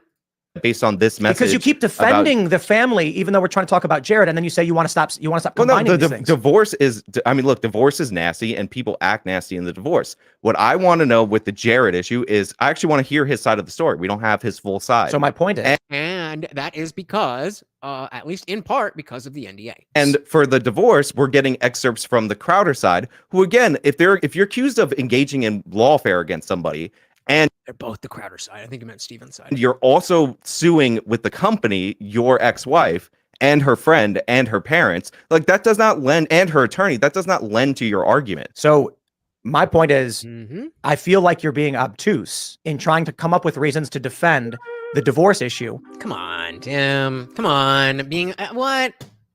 I mean, if you're going to back that up, that's fine. But why would you say that? That's... I feel like you're being obtuse in trying to come up with reasons to defend the divorce issue when we could just agree. We know they sent the footage. We know they wanted a PR campaign. End of story. Now let's talk about what Jared is doing.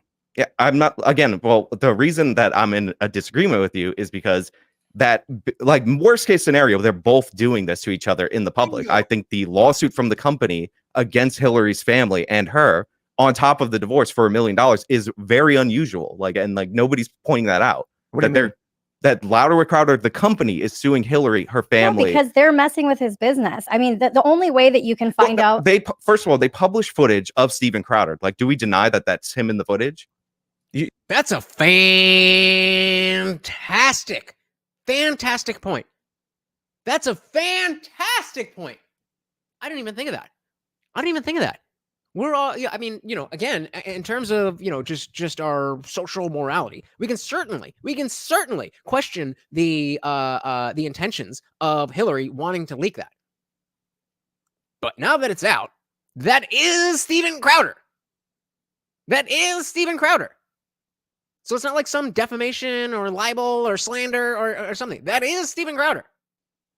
Great point. I mean, again, that doesn't mean, oh, he's right, he's wrong, she's right. But good point. First of all, they published footage of Steven Crowder. Like, do we deny that that's him in the footage? You said the family? Yeah.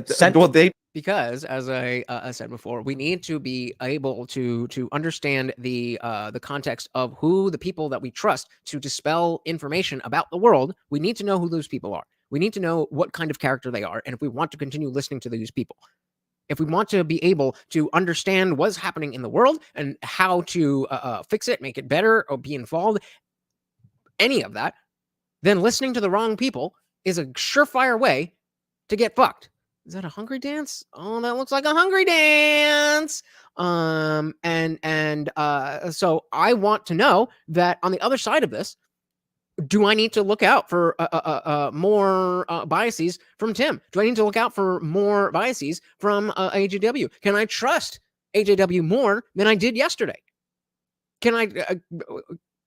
Is my negative opinion of Crowder valid? Should it be overturned because, you know, all of that stuff? Right? That's what we're trying to figure out. And, you know, if you're not really into following yeah, me too. And we did cover that, the entire movie. I think it might be members only at this point, but join as a member. By our account, you are a member. So check out, you know, just search NDAs Lady Ballers. I don't remember exactly what we did, but we covered the whole thing. And Meg says, Tim has no idea what he's saying. He's chosen a side and refuses to hear factually based counter arguments because they're on his turf.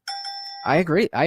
I mean, it's hard to watch because of how much respect I have for him and his work. Nobody is perfect. There is not one person who I get news from who I think, oh, they're a perfect person. And so because of that, I need to keep up with at least the relevant aspects of their personal lives and stuff like that, so that, you know, if I'm going along trusting Steven Crowder, kind of, but see, okay, he's a shock jock, but I trust him, and then I don't see anything about this divorce stuff or the Daily Wire call or the Sven computer or Jared or Garrett or Dave or any of that stuff, then I might still think that Crowder is the end all be all. Definitely not. Shout out to Brian Turner. Welcome to the party, sir. Finally catching it live. Glad to see ya. Welcome.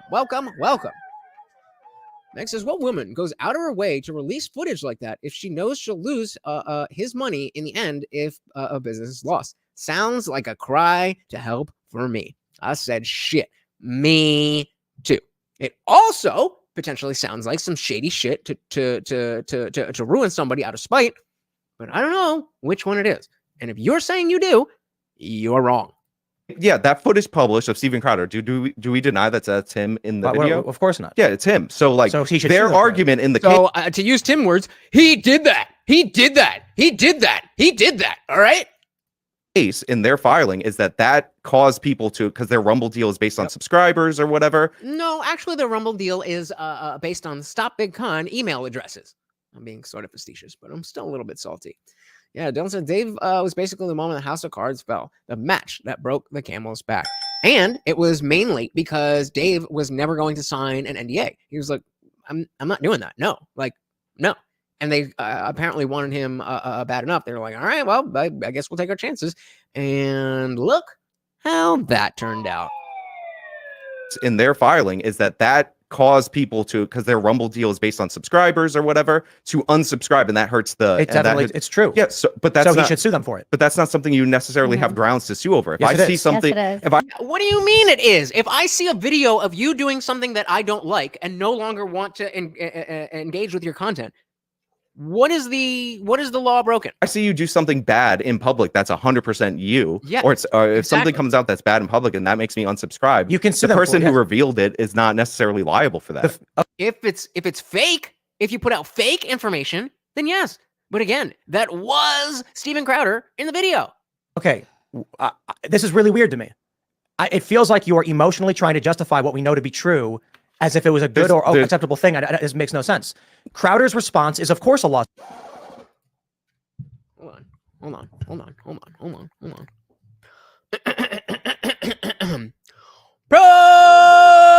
Projection. Tim Pool, I love your work, but this ain't it. This is really weird to me.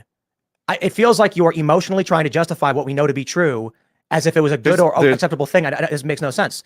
Crowder's response is, of course, a lawsuit. That's the most rudimentary thing he could do. There's literally nothing else. Should he come out, go on his show, and start banging gongs, screaming, my wife is a devil witch? No. I mean, that's what Gerald basically did. I was just going to say that's basically what they did. The first thing he would do is file a lawsuit. And the idea that, how dare he file a lawsuit? Well, no, it's literally what he would have to do. That's the reasonable, professional, and academic thing to do. Releasing footage to Yashar Ali is the despicable, evil thing to do. Agreed. But that doesn't change the fact that he was in the footage. He did do the thing. So it doesn't matter. If you're going to argue that you can't use that or it's bad, which is worse, leaking the video or being in the video? Emotional damage. I do not like the fact that they did that. I understand why you go to an opposition journalist because they're going to publish whatever. Like, I get that. So then Crowder has to sue over it. He doesn't have to sue based on what grounds? What is the crime that was committed?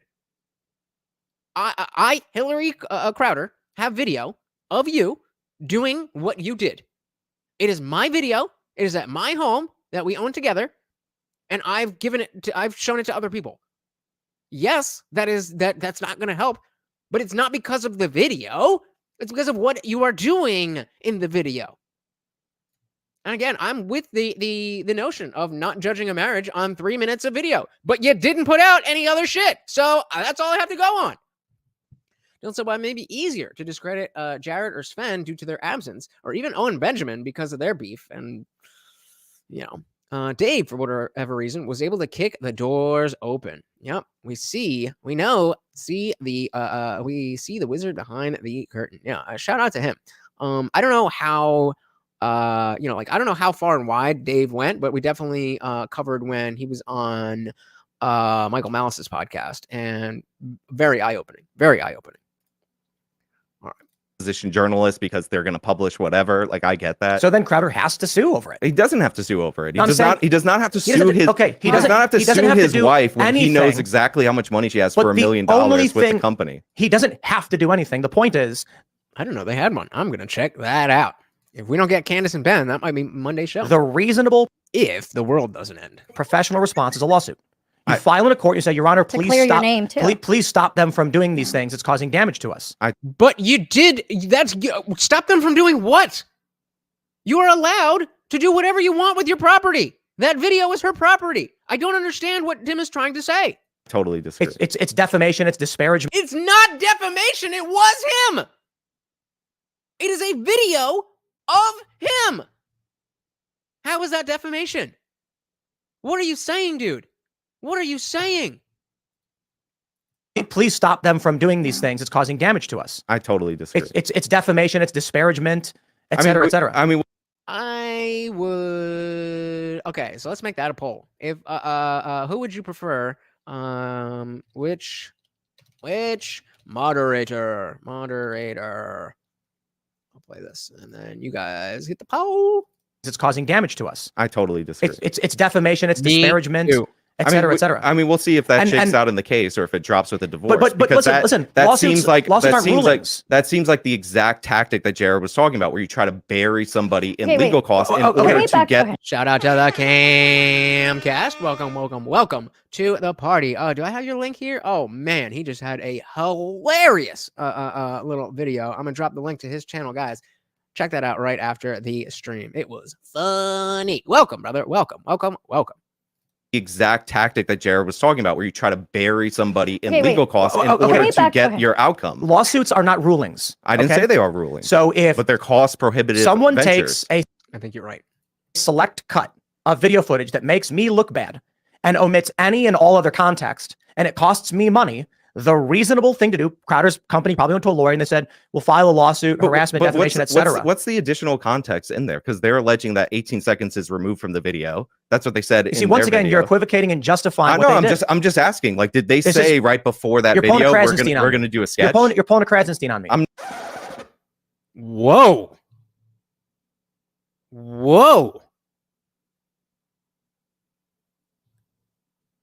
Tim, chill. Whoa.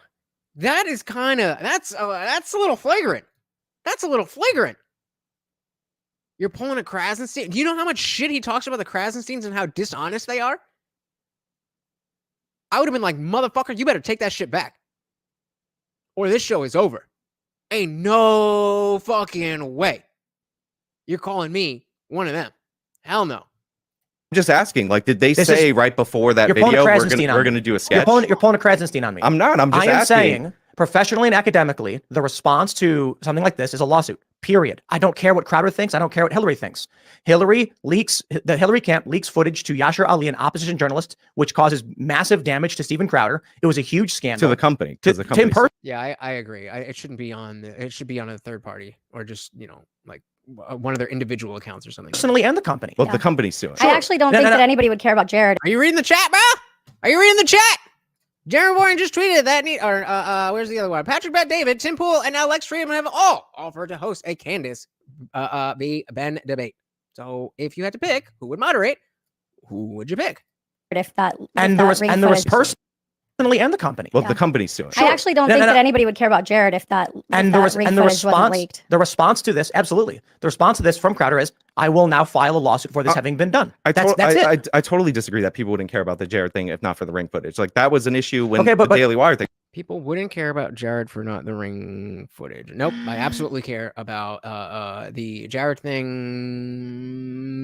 thing slightly more than I care about the divorce thing, because as shitty as the divorce might be, that's still not really my business. It does color how I'm going to look at you when you're espousing the values that you don't live by. But it's not really my business. Cam said, I think Lex would be more unbiased. I agree. Bear said, Lex is too boring. I still don't understand why he's so huge.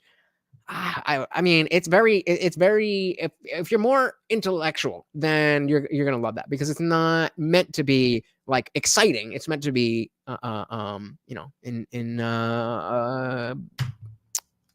I trying to say? You know what I'm trying to say. That's a long story, brother. That's a whole thing. This has all been leading up for the last 6 years. But long story short, as I've been saying, he has an NDA and can't work because the NDA. Jacob said the proposed debate is proof that they're all cashing in on this drama. Maybe.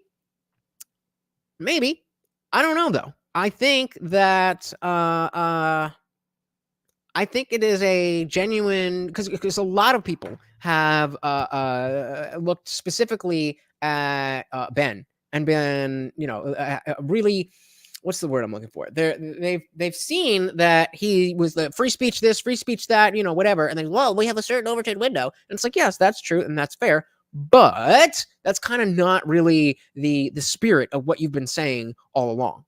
And so I don't know if maybe, but I don't know if that's worth the reputational hit. I don't know, because again, who's going to be brought in by this? Like people like us who are already paying attention to these people. I don't know how many people who don't listen to Candace or Ben are going to tune in and then give the Daily Wire or Candace money. Maybe.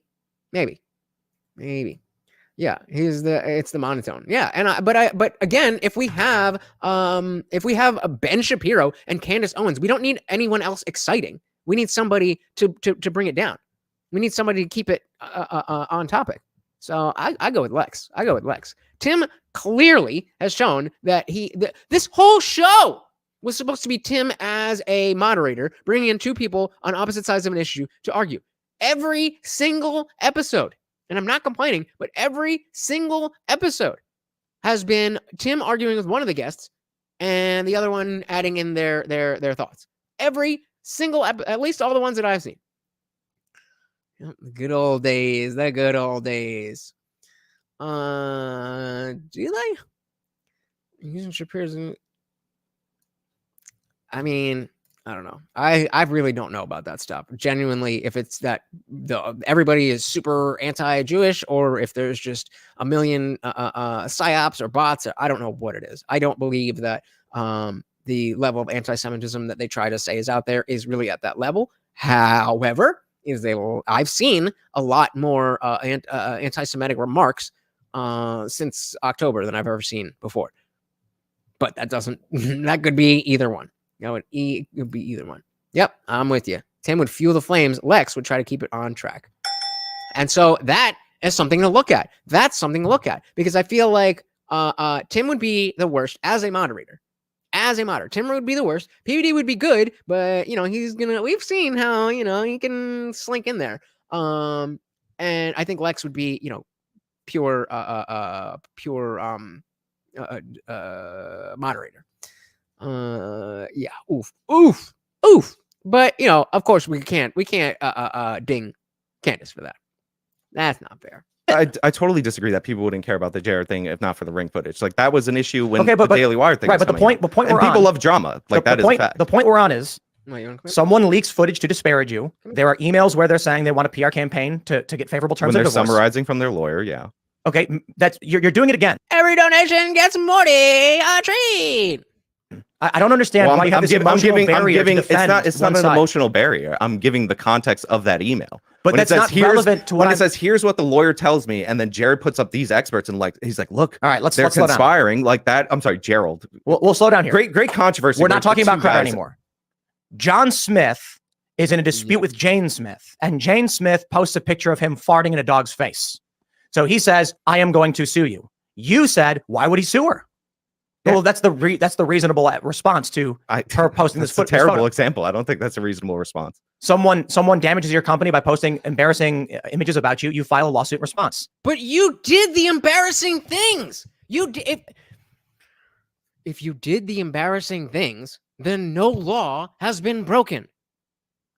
If you did embarrassing things and somebody caught it on camera and now people know about it, No law has been broken. What are you saying? What are you saying, Tim? Someone damages your company by posting embarrassing images about you. You file a lawsuit in response. If it's fake. We have defamation lawsuits all the time. Libel, slander, etc. But it's not defamation or anything like that. And by the way, though, defamation is much harder to win than a tortuous interference, because if you can prove that somebody knew there was an agreement between two parties and they did something to specifically ruin that contract, it's much easier to sue for tortuous interference. And certainly different. My point is simply, just we'll end this point. Crowder responded to a PR smear with a lawsuit. That's okay. What else do you do? I have a question for you, because nobody's answered this. Like, and before they move on, okay, fine. But no law was broken. So you can sue a ham sandwich, but if no law was broken, you're just wasting money. If 6 years after he quit, Jared was supposed to turn over text messages and discover. I love Candace. I think she can be a little bit firebrand more than she needs to, but as we've said before, you need to have that thing. And maybe she turns up a little too much sometimes, but I really appreciate her. Let's put it that way. Said, if it's fake or unauthorized, say somebody took pictures of you having sex and you didn't know about it. Yeah, but that's not allowed. You're allowed to have a Ring doorbell camera on your own property. Do you not see the difference between those two things? If you come to my house and we collab, right? And we're hanging out and you're sitting right here and you do something that, whatever. You pull out your phone and we you pull a Bosch and we find that you got some CP on your phone. Now, and let's say it wasn't a live stream. And I decided, you know what? I have to put this out there. You would not be able to sue me because, people didn't like that and didn't want to buy shirts or whatever. I don't know what your other job is, but, people didn't want to do business with you because you did those things. If I illegally did this, then we're having an entirely different conversation. Exactly. He has been, yeah. I hate to admit it, but he has been having more misses, at least that I've noticed. I'm trying to think what specifically. It's just individual takes that I'm just like, what are you saying? Yeah. But I'm not sure why we all have to know these details about the Crowder divorce. I agree. This should not be what we're talking about. The fact that it is out there is now that's out there. But it should not be out there in the first place. Discovery, which is normal in a lawsuit, and get deposed. Like, why didn't he just do that? He didn't have to spend all that money on litigation. Like, what was in those text messages that he does not want to give him over? Like, that's what makes me think that these lawyers are like, Jared, we're going to figure out a way that you don't have to turn this stuff in. Like, why is everybody helping him so that he doesn't have to turn over discovery? I mean, if you don't want to spend all that money on lawyers, it's okay. Just turn over discovery. I agree with you on the point that there's an interesting statement from Jared about Crowder wanting ownership of his social media, while Crowder had disparaged Daily Wire for something similar. I think that's an interesting point that should be addressed. I don't know how we get to that except through court proceedings, deposition, and the release of and discovery. And that's so anyone said if Crowder was on camera lounging by the pool and doing adult things with somebody else on the Ring camera, could Hillary release that to the public? Yes, abso-fucking-lutely. Abso-fucking-lutely. What? Yes. Absolutely. Why would she not? What is the legal reason why she would not be allowed to do with her own property? That footage is her property. Why would she not be allowed to do whatever the fuck she wants with it? That's a direct question to any film. Burn Popcorn says alternative media needs some fresh faces and perspectives. Subscribe to the Indian Jesus before everything falls to shit. I promise you guys, I have answers. I might not have all the perfect answers and the best answers, but I have a vision, and we are going places. And my message probably will change over time, but that's because I am willing to take in new information and make sure that I continue to be right. Oh, look at that hungry dance. That poor dog. He's so starving. Hey, there he goes. Guam Tech. Yep, that's you, Bubba. That's you. You know. Yeah, thank you, sir. Said every super chat lulls Morty closer to slumber, thus hopefully saving the world from destruction for one more stream. Give Hardy lest he stirs. Thank you, sir. And of course, that makes you the new sponsor of the stream. Thank you, sir. Let's buy us a little more time and dive back in. Addressed. I don't know how we get to that except through court proceedings, deposition, and the release of and discovery. And that's what's going on right now. But as far as like why you wouldn't want to turn over with discovery, nobody wants to turn over discovery. Like it's intrusive. This is like, well, if you're not committing any crimes, like let the government go through your phone. He's describing it as legal abuse, and it's just so. Yeah, if you bog somebody down, you can bog somebody down in legal costs, like intentionally in order to do that.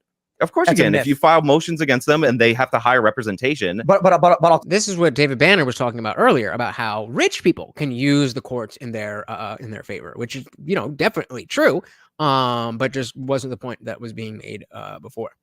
She said, interesting how Crowder screams the free speech, yet when it affects him, he wants to mute it. Bingo. That's really what it is. And that's again why we're paying attention to this stuff. So that when Crowder has some rant that's like, oh yeah, then we know, okay, maybe he's saying some good things, but before we go repeating them, before we go believing them, remember all of this shit that he's done. The dog, yep, I would, he knows. I try not to do the air horn unless, because sometimes when, like, if somebody comes in, I'll do the horn, the DJ horn and the, I'll do like that. See? But he knows that, and unless it's the, I don't think he notices that, but unless he,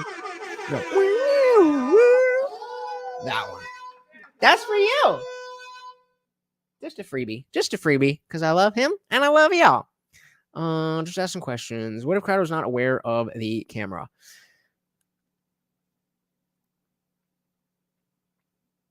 That's a good question. I still don't think that. I think there would be. No, I think if he didn't know about the camera, then that would change the circumstances.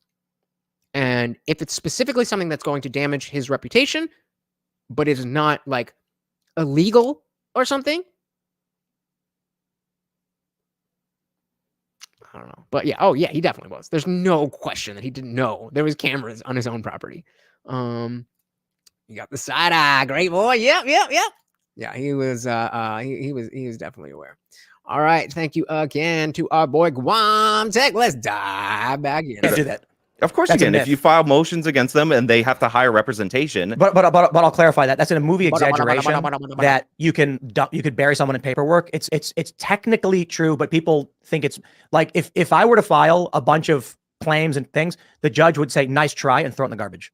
Judges are human beings. That did happen in the divorce case. Like, put a 1 in the chat if you like Crowder. Shout out to the Camcast. Put a 1 in the chat if you like Crowder. If you go to Tony Current Revolt's, because he was in the courtroom, if you go to his reporting, one of the things the judge was like, he's like, why are there so many motions? We only have 2 hours in this court. Exactly. The judge will say, nice try, and get rid of it. The idea that you could actually, as a wealthy person, be like, I will bury you in paperwork. It's something people see in movies. The judge goes, why do you have 17 lawyers on this and 17 different filings? You are clearly trying to waste the court's time. I would cover that. To put pressure. There's a term for it in court. They call, I forgot what it was. And the judge will say no, and they throw it on we won't even read it, and they'll throw it in the garbage. You just said that the judges will do whatever, like, earlier on. Judges are speaking out of both sides of your mouth. Shout out to Valarieth. Welcome to the party. said people like Tim always get so mad about the ring footage because it's a PR campaign, but conveniently forget that Crowder started out smearing his wife, and as in he's doing it too. So they did address that. And we're not certain, but according to everybody, mine and their three recollection, what happened was that Hillary released the video to Yashar Ali, and then Yashar Ali reached out to Louder with Crowder for a comment, and so then he wanted to get ahead of the story. That's what we think. I don't know.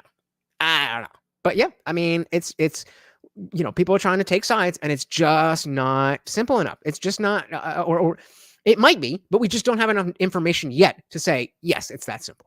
There's too many, well, it could be this, it could be that, it could be this, it could be that, all that stuff. But welcome to the party. I like to, yeah, same. 1/16. Yeah. If the court gets money, they don't give a fuck about how it looks. Yep. Well, I mean, they're the timing thing. They definitely will pay attention to, like, okay, we got a lot on the docket. We don't want to take up too much time. But he's way overplaying that, as far as I understand. Again, all three of them have a lot more legal experience than I do. But it sounds like he's talking shit. But a lot of males in position. Well, we gotta come after men. There's a lot of people who are assholes in positions. What does being a man have to do with it? What does being a man have to do with it? To make like the court is on the moral high ground. Let's not be dumb here. Bingo. Spot on.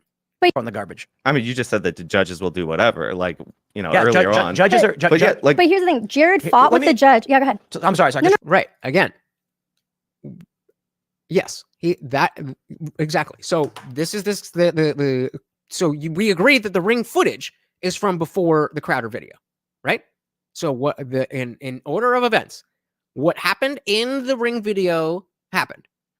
Then the next thing was that Hillary took that video and gave it to Yashar Ali. Then Yashar Ali went to Steven Crowder and said, "Hey, I'm doing this story. I'm about to release this. Do you want to make a comment?"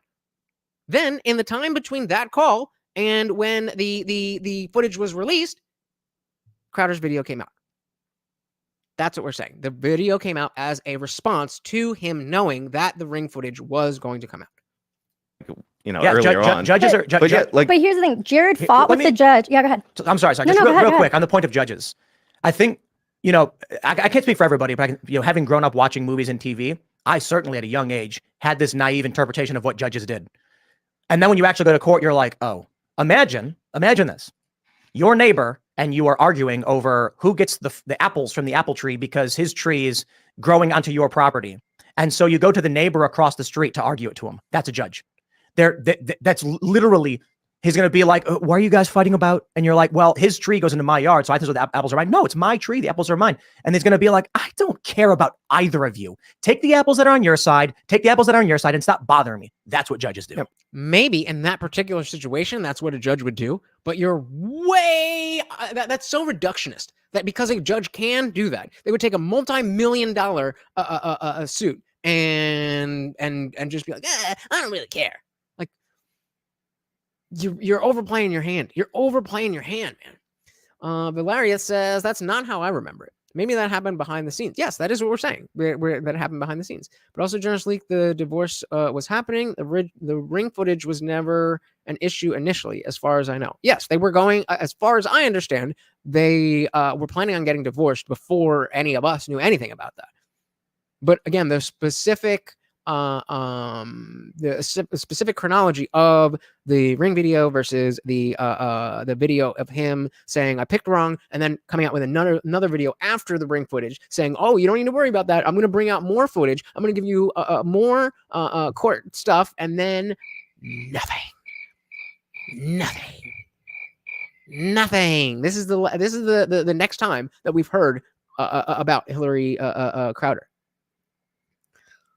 Oh, Jesus. All right. Well, either of you take the apples that are on your side, and stop bothering me. That's what judges do. Yeah, but to be clear, I've actually had this done to me, not in a civil context, in a criminal context. When I was 12, I got wrongfully arrested. You pay a lawyer, a retainer, it covers 5 appearances. the prosecutor was trying to extend the appearances. Like that's what the strategy was, and that would run up the cost for me and for my family. So like there are ways that you can extend costs on. I just hit a bunch of buttons I didn't mean to hit, but just ignore this. Costs for me and for my family. So like there are ways that you can extend costs on people that get legally abused. I just don't think that in this case Jared was legally abused. And the thing is, he spent money to fight with basically with Crowder over the 202 petition, saying, I don't want to give over discovery. And they fought about it. That's why he spent money in litigation. But the judge said, no, you have. So after they fought, he lost. And then the judge said, okay, you have to give over discovery. And then Jared's like, no, I'm not going to do that. I'm sorry, but you can't go in one hand and say, I want justice and this was done to me. And then say, well, I'm not going to abide by the legal system. And then on top of it, it's what is he hiding? We got stuff that Crowder wants Jared to keep hidden, and we've got Jared who wants to keep his own shit hidden. Shady, shady, shady. It's like now he's saying the other thing that he was saying is that he was there was like sexual stuff that was going on set and stuff like that. The thing is, you have, I think in Texas, 300 days to file a sexual harassment thing. So that was long gone. That's a good ass idea. That might be too long. So he's really saying all that. I in my opinion, he didn't care about that stuff. He didn't get sexually. They were, I don't know. It's probably some kind of, fratty type of thing. But was he really like traumatized over whatever happened? I don't think so. I mean, they kind of acknowledged that happened in Gerald's video. So, Bernard saying, I want to see more of Ari Jacob. She is very reasonable. I like the perspective that she brings as being not like a politics person, but more of somebody in the industry of content creators and influencers and stuff in general. I agree. I agree. Over whatever happened. I don't think so. I mean, they kind of acknowed that happened in Gerald's video, which is like they said. But I don't think Jared was traumatized. I don't think it's like a Me Too situation. And it's like I don't think so either. I also think it's kind of like probably the attorneys are like, well, let's talk about what went wrong when you worked there. Like, what can we pull? Listen, if I was at HR, I wouldn't say, look, we thought it was funny and like. No, that was weird. That was weird. Oh, nice. You talked to her privately. Very, very cool. Think she'd come on my show? Been like, listen, first of all, don't admit. Linda, listen, Linda. And like, no, that was weird. I would have been like, listen, first of all, don't admit to happening back and forth. Like, but like the correct response when an employee starts exposing himself is to fire said employee. Wait, Jared was exposing himself? That's what Gerald said in his response. He said we're not condemning. He started it. Yeah, we're not. He started it, which is like the worst defense ever. Because I thought that was weird that they admitted to it. Yeah. And then so they're saying we all just grab each other's dicks and shit because we're so straight that we love to wear dresses. He was like, but we're not condemning him for it. We thought it was funny, and like Steven and Jared thought it was funny. I'm like, this is like don't. If someone at Timcast exposed themselves, they would never step foot on. Yeah, you'd be fine. You wouldn't. Put it up. All right, so that's the next one. We are working for Ari Jacob. Oh, word. I've talked to Chrissy. She's got some stuff going on, but I think it was either her or Carrie Smith that said hit her up in May. So we got some stuff in the works. I got some stuff behind the scenes. Gonzaga said, what conservatives or would conservatives be better off with or without Crowder? I think without. I don't think he is a positive force for the message, as he so eloquently said to Jeremy Boring when he was recording the Christmas phone call. I don't think that he has the desire to change the country. I think he has the desire to be Steven Crowder. And I mean, I've never been in that position. I would hope that if and when I get that big, that I still care about everything that I care about now, that what I'm doing in terms of building a community so that we have not only political influence, but just like the Timcast people, we're building culture and creating alternatives to the establishment. That is something that's the reason I'm doing this, not to be the Indian Jesus, not to be special, not to be on camera, but to affect change. And so, as much as we can talk shit about what Tim is saying here, there, or elsewhere, there's no comparison to what a person like Steven Crowder is doing in terms of just politics and Tim. There's no comparison. So I would say that we're better off without Crowder, but and for all his flaws, we are definitely better off with Tim Pool. Like, don't.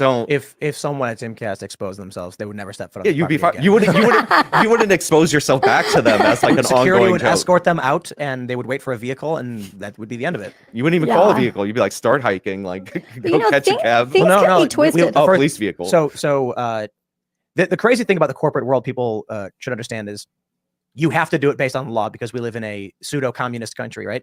We're not a free market capitalist country. We're a mixed. What? Where did that come from? You have to follow the rules because we're a communist country? What?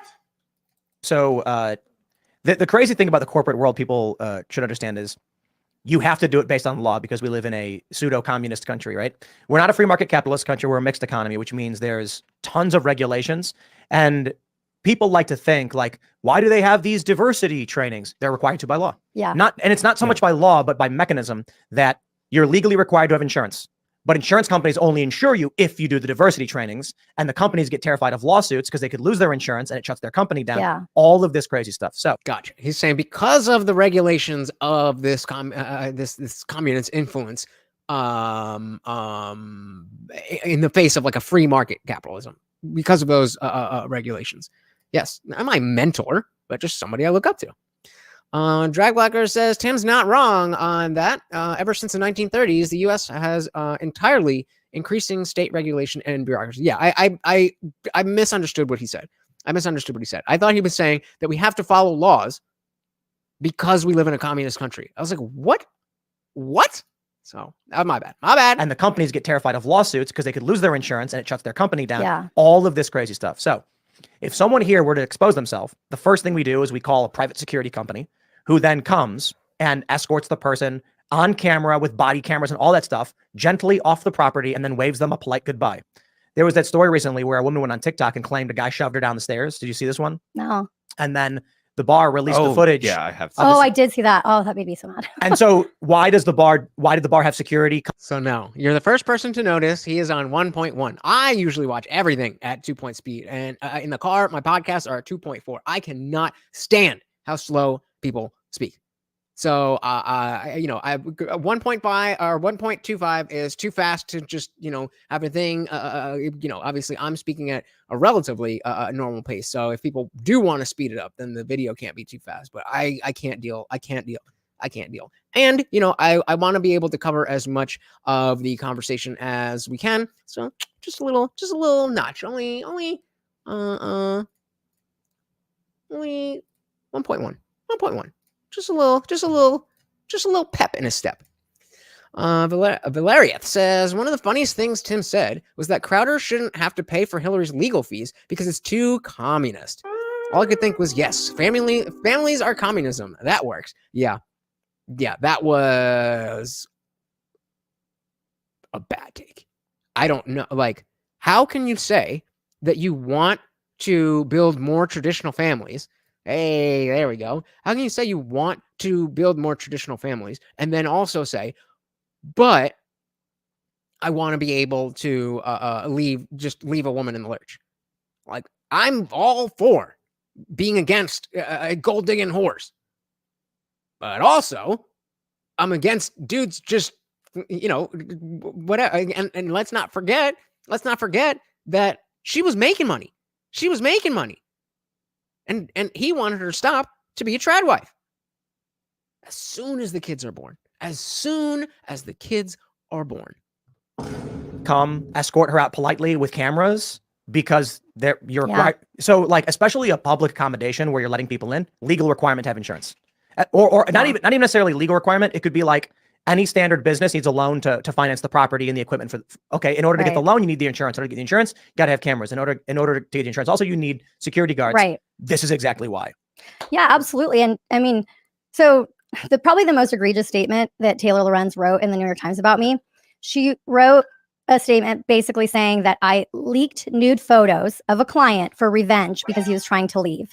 This is after she, in pre-publication, before she published the article, she said, we heard that Ari was doing this, and my attorney said, absolutely not. That's I remember this. Oh man, check this story out. defamatory. And she said, well, we're not saying that she leaked them publicly. So in the article, it says, Ari, she leaked my nudes. I mean, she acknowledged that we're not saying that Ari leaked nudes, and then she leaked my nudes. So what actually happened is that I was representing a 25-year-old guy, and another manager texted me, and I was representing like TikTok houses, and there was a house full of girls and a house full of guys. And the manager said that this guy is sending nude photos to a 14-year-old girl. So imagine as a manager if I hadn't looked into that. So I took and I said, what are you talking about? They sent me just like, and how do you know about that? Well, it's in a chat room with 100,000 people. Anyway, I take the message, I send it to my HR person who's under NDA, to my lawyer, and to the guy that was being accused. And I said, did you do this? What's the deal? Oh no, somebody broke into my iCloud and leaked all my messages. It's all in a text message. So, I think I was doing my moral ethical duty to look into like, is this guy that I'm representing sending nudes to a 14? And no good deed goes unpunished. Because she was looking into a 25-year-old TikToker who was sending nudes to a 14-year-old, Taylor Lorenz, the bastion of morality, decided that she needed to write a story on this. I mean, come on. Be more so, there's no fact-checking in mainstream media any longer. Never mind independent.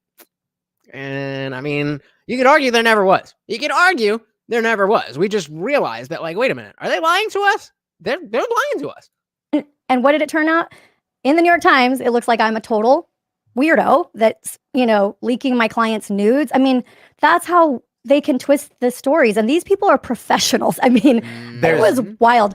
When I was a little girl, I thought the New York Times was like, you know what I mean? If you get an article in the New York Times, you hang it up on the wall, you put it on the front. I didn't know they could do this. Here's how crazy it is.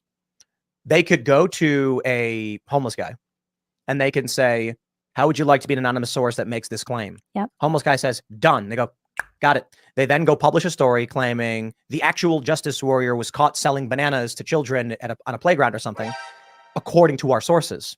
And then when you file a defamation suit and you say this is a false statement of fact, they say, I won't give up my sources. We have an anonymous source who confirmed that you did it. Yep. And then when the lawsuit comes and the judge orders the journalist, they go, I will never reveal my source. And they don't have to. They'll be held in contempt.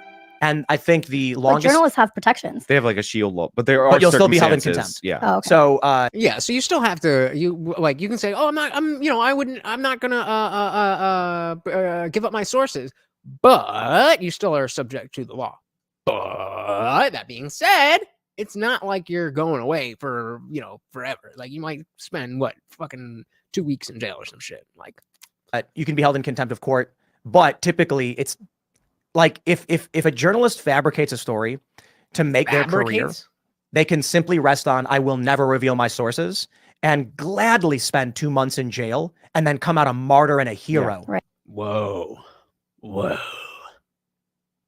That seems like, I don't know. I mean, I obviously am very in favor of freedom of the press. But that seems like a huge loophole. Whereas Tim and Ari seem really biased by their personal experiences, which is understandable. I think that is perfectly said. And which, again, is why I want to watch things like this. Because I want to see the biases. I want to see, this is where I think you're wrong. So that, as more information is coming out on this or anything else that's related to this, I'm going to understand, okay, Tim has a little a little blind spot when it comes to the dating stuff, in the same way that I think he has a huge blind spot when it comes to religion, where he doesn't believe in Christianity, but he thinks there's something, and instead of doing the intellectual and philosophical work, he's just like, I believe in God, and which is understandable, and it's fine, but there's more that could be done. And it could be done better. Well said. To this day, I will never understand the sending nudes, especially with everything we know about the internet and smartphones.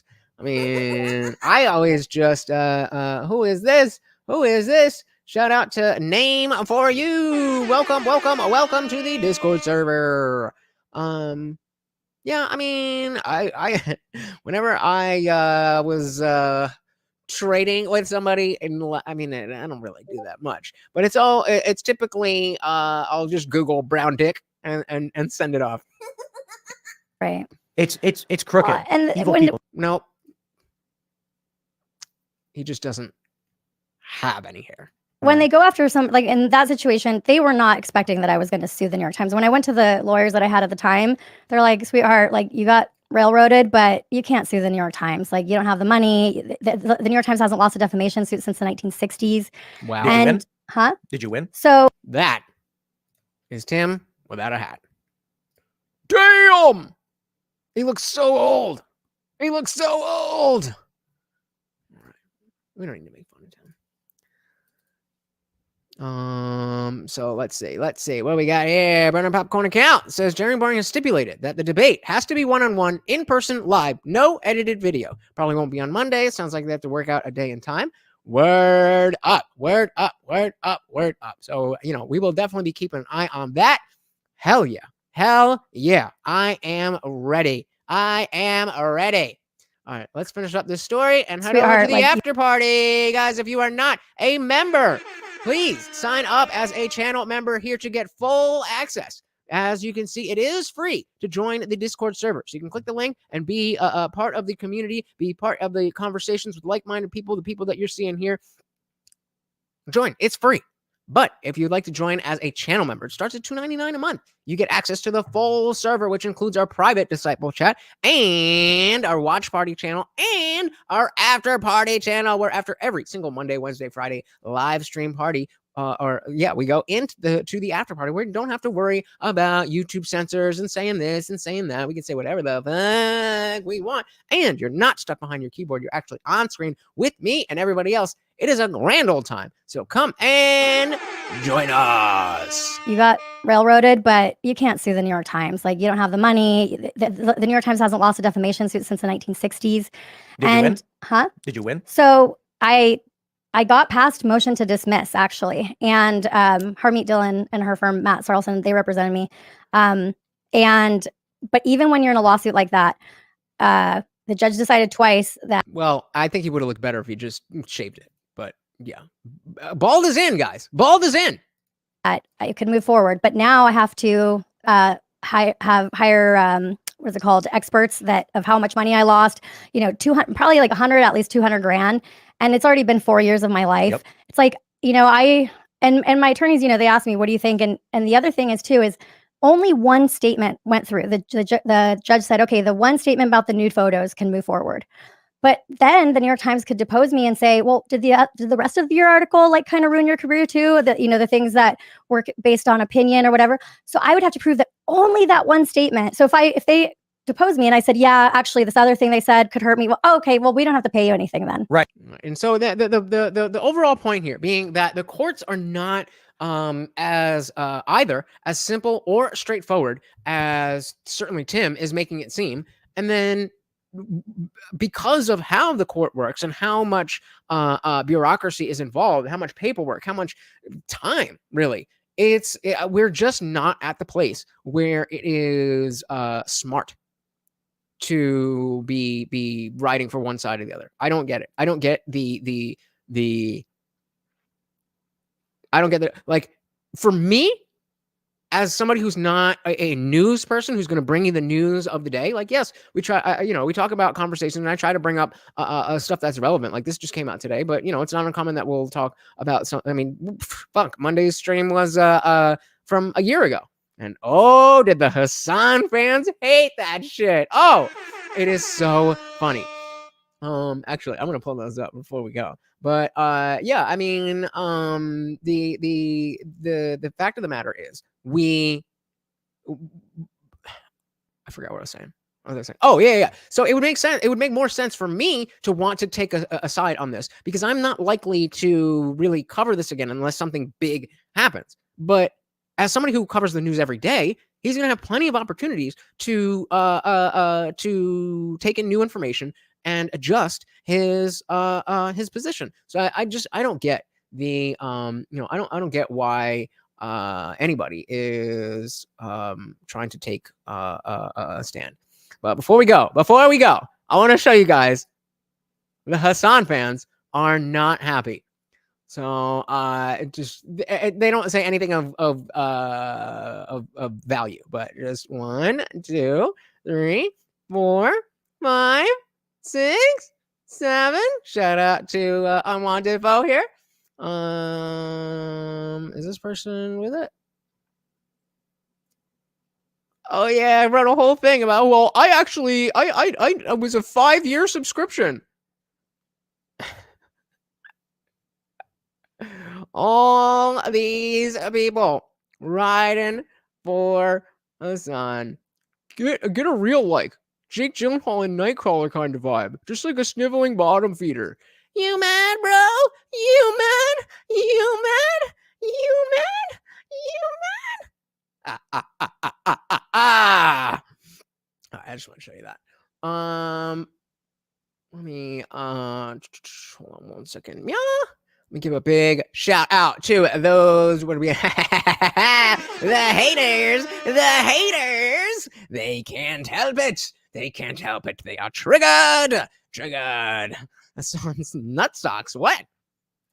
Valerian, Hassan fans not saying anything of value? I am shocked, I tell you. Hassan does not have any fans, he says. He has non-paid interns. Oof. Yeah. And with that, the person was actually like legitimately saying, hey, I'm not a Hassan fan, but I was with him for 5 years and whatever else he was saying. The point of that comment was, how is it contradictory for somebody to be a socialist and live in a mansion or whatever the fuck? It's like, where's the redistribution? It's just that simple. But oh, that was it. So before we go, a big shout out to Zippy DSM Lee for the Rumble chat. Very, very, very much appreciated. Call me Small Dick. And then we had our boy Guam sponsor of the stream. Everybody but Guam in the chat. Thank you. Shout out to Nunya Business. Can we talk on Discord? Indeed, we can. We absolutely can. Can one of the mods drop the link? It is free to join. We are headed over to the after party for members only. So if you want to speak face to face, just hit me. Sign up. It's only $2.99 a month. You can cancel right after, but we will be in there, and you can say whatever you like. Thank you again, guys. I really, really, really do really love hanging out with you guys. I'm gonna be honest with you. I just like oh wait, today's Friday, right? Yeah, so Wednesday we were talking about a song, but just like on Wednesday, I was not feeling good. And today I'm not. I was this close to canceling again, but you guys keep me coming back. You guys keep showing me how important this work is, and maybe you don't see it. That's fine. We've only just begun. Maybe you do see it. Either way, I fucking see it. And if you can and have any trust in somebody like me, I can't tell you anywhere that you're gonna find what I'm gonna be offering over the next few years. So I don't really like talking. Wait, whoa.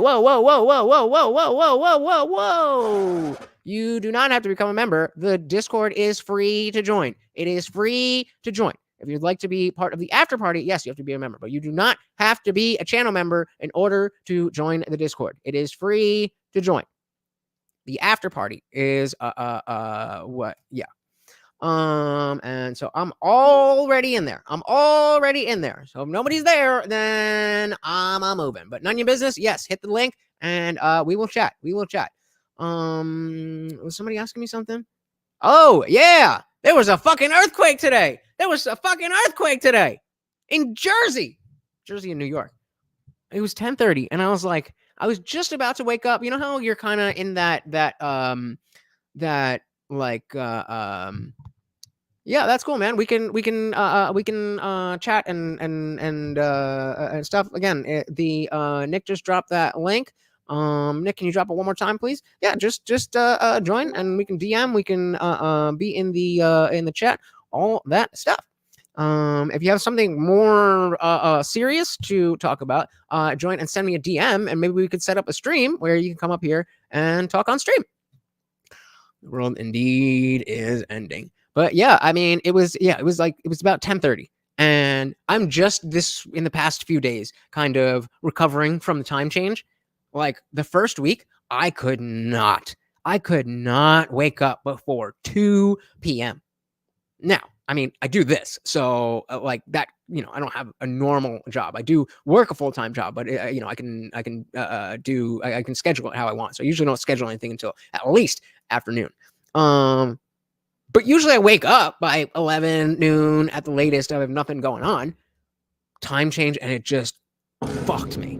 Finally, I had some early clients last week, but I had a lot to do, and it just drained me. And I've not been able to catch up on sleep. I am like such a baby when it comes to sleep. I need at least 9 hours, at least, or I'm a mess.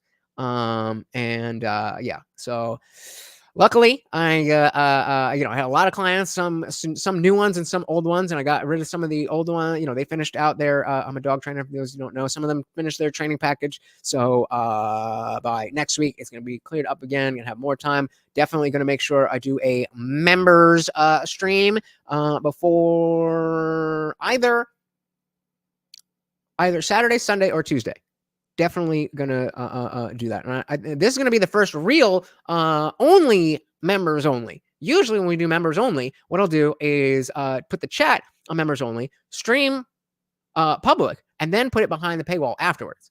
But for this, I wanted to go and break down the debate I had with Christian. And I don't feel comfortable putting that out as regular content. So that is going to be just for the members. If you're not aware, I debated a Christian, I don't want to say apologist, but somebody who we got in debate about religion, and it got kind of heated, and I have not watched it back yet.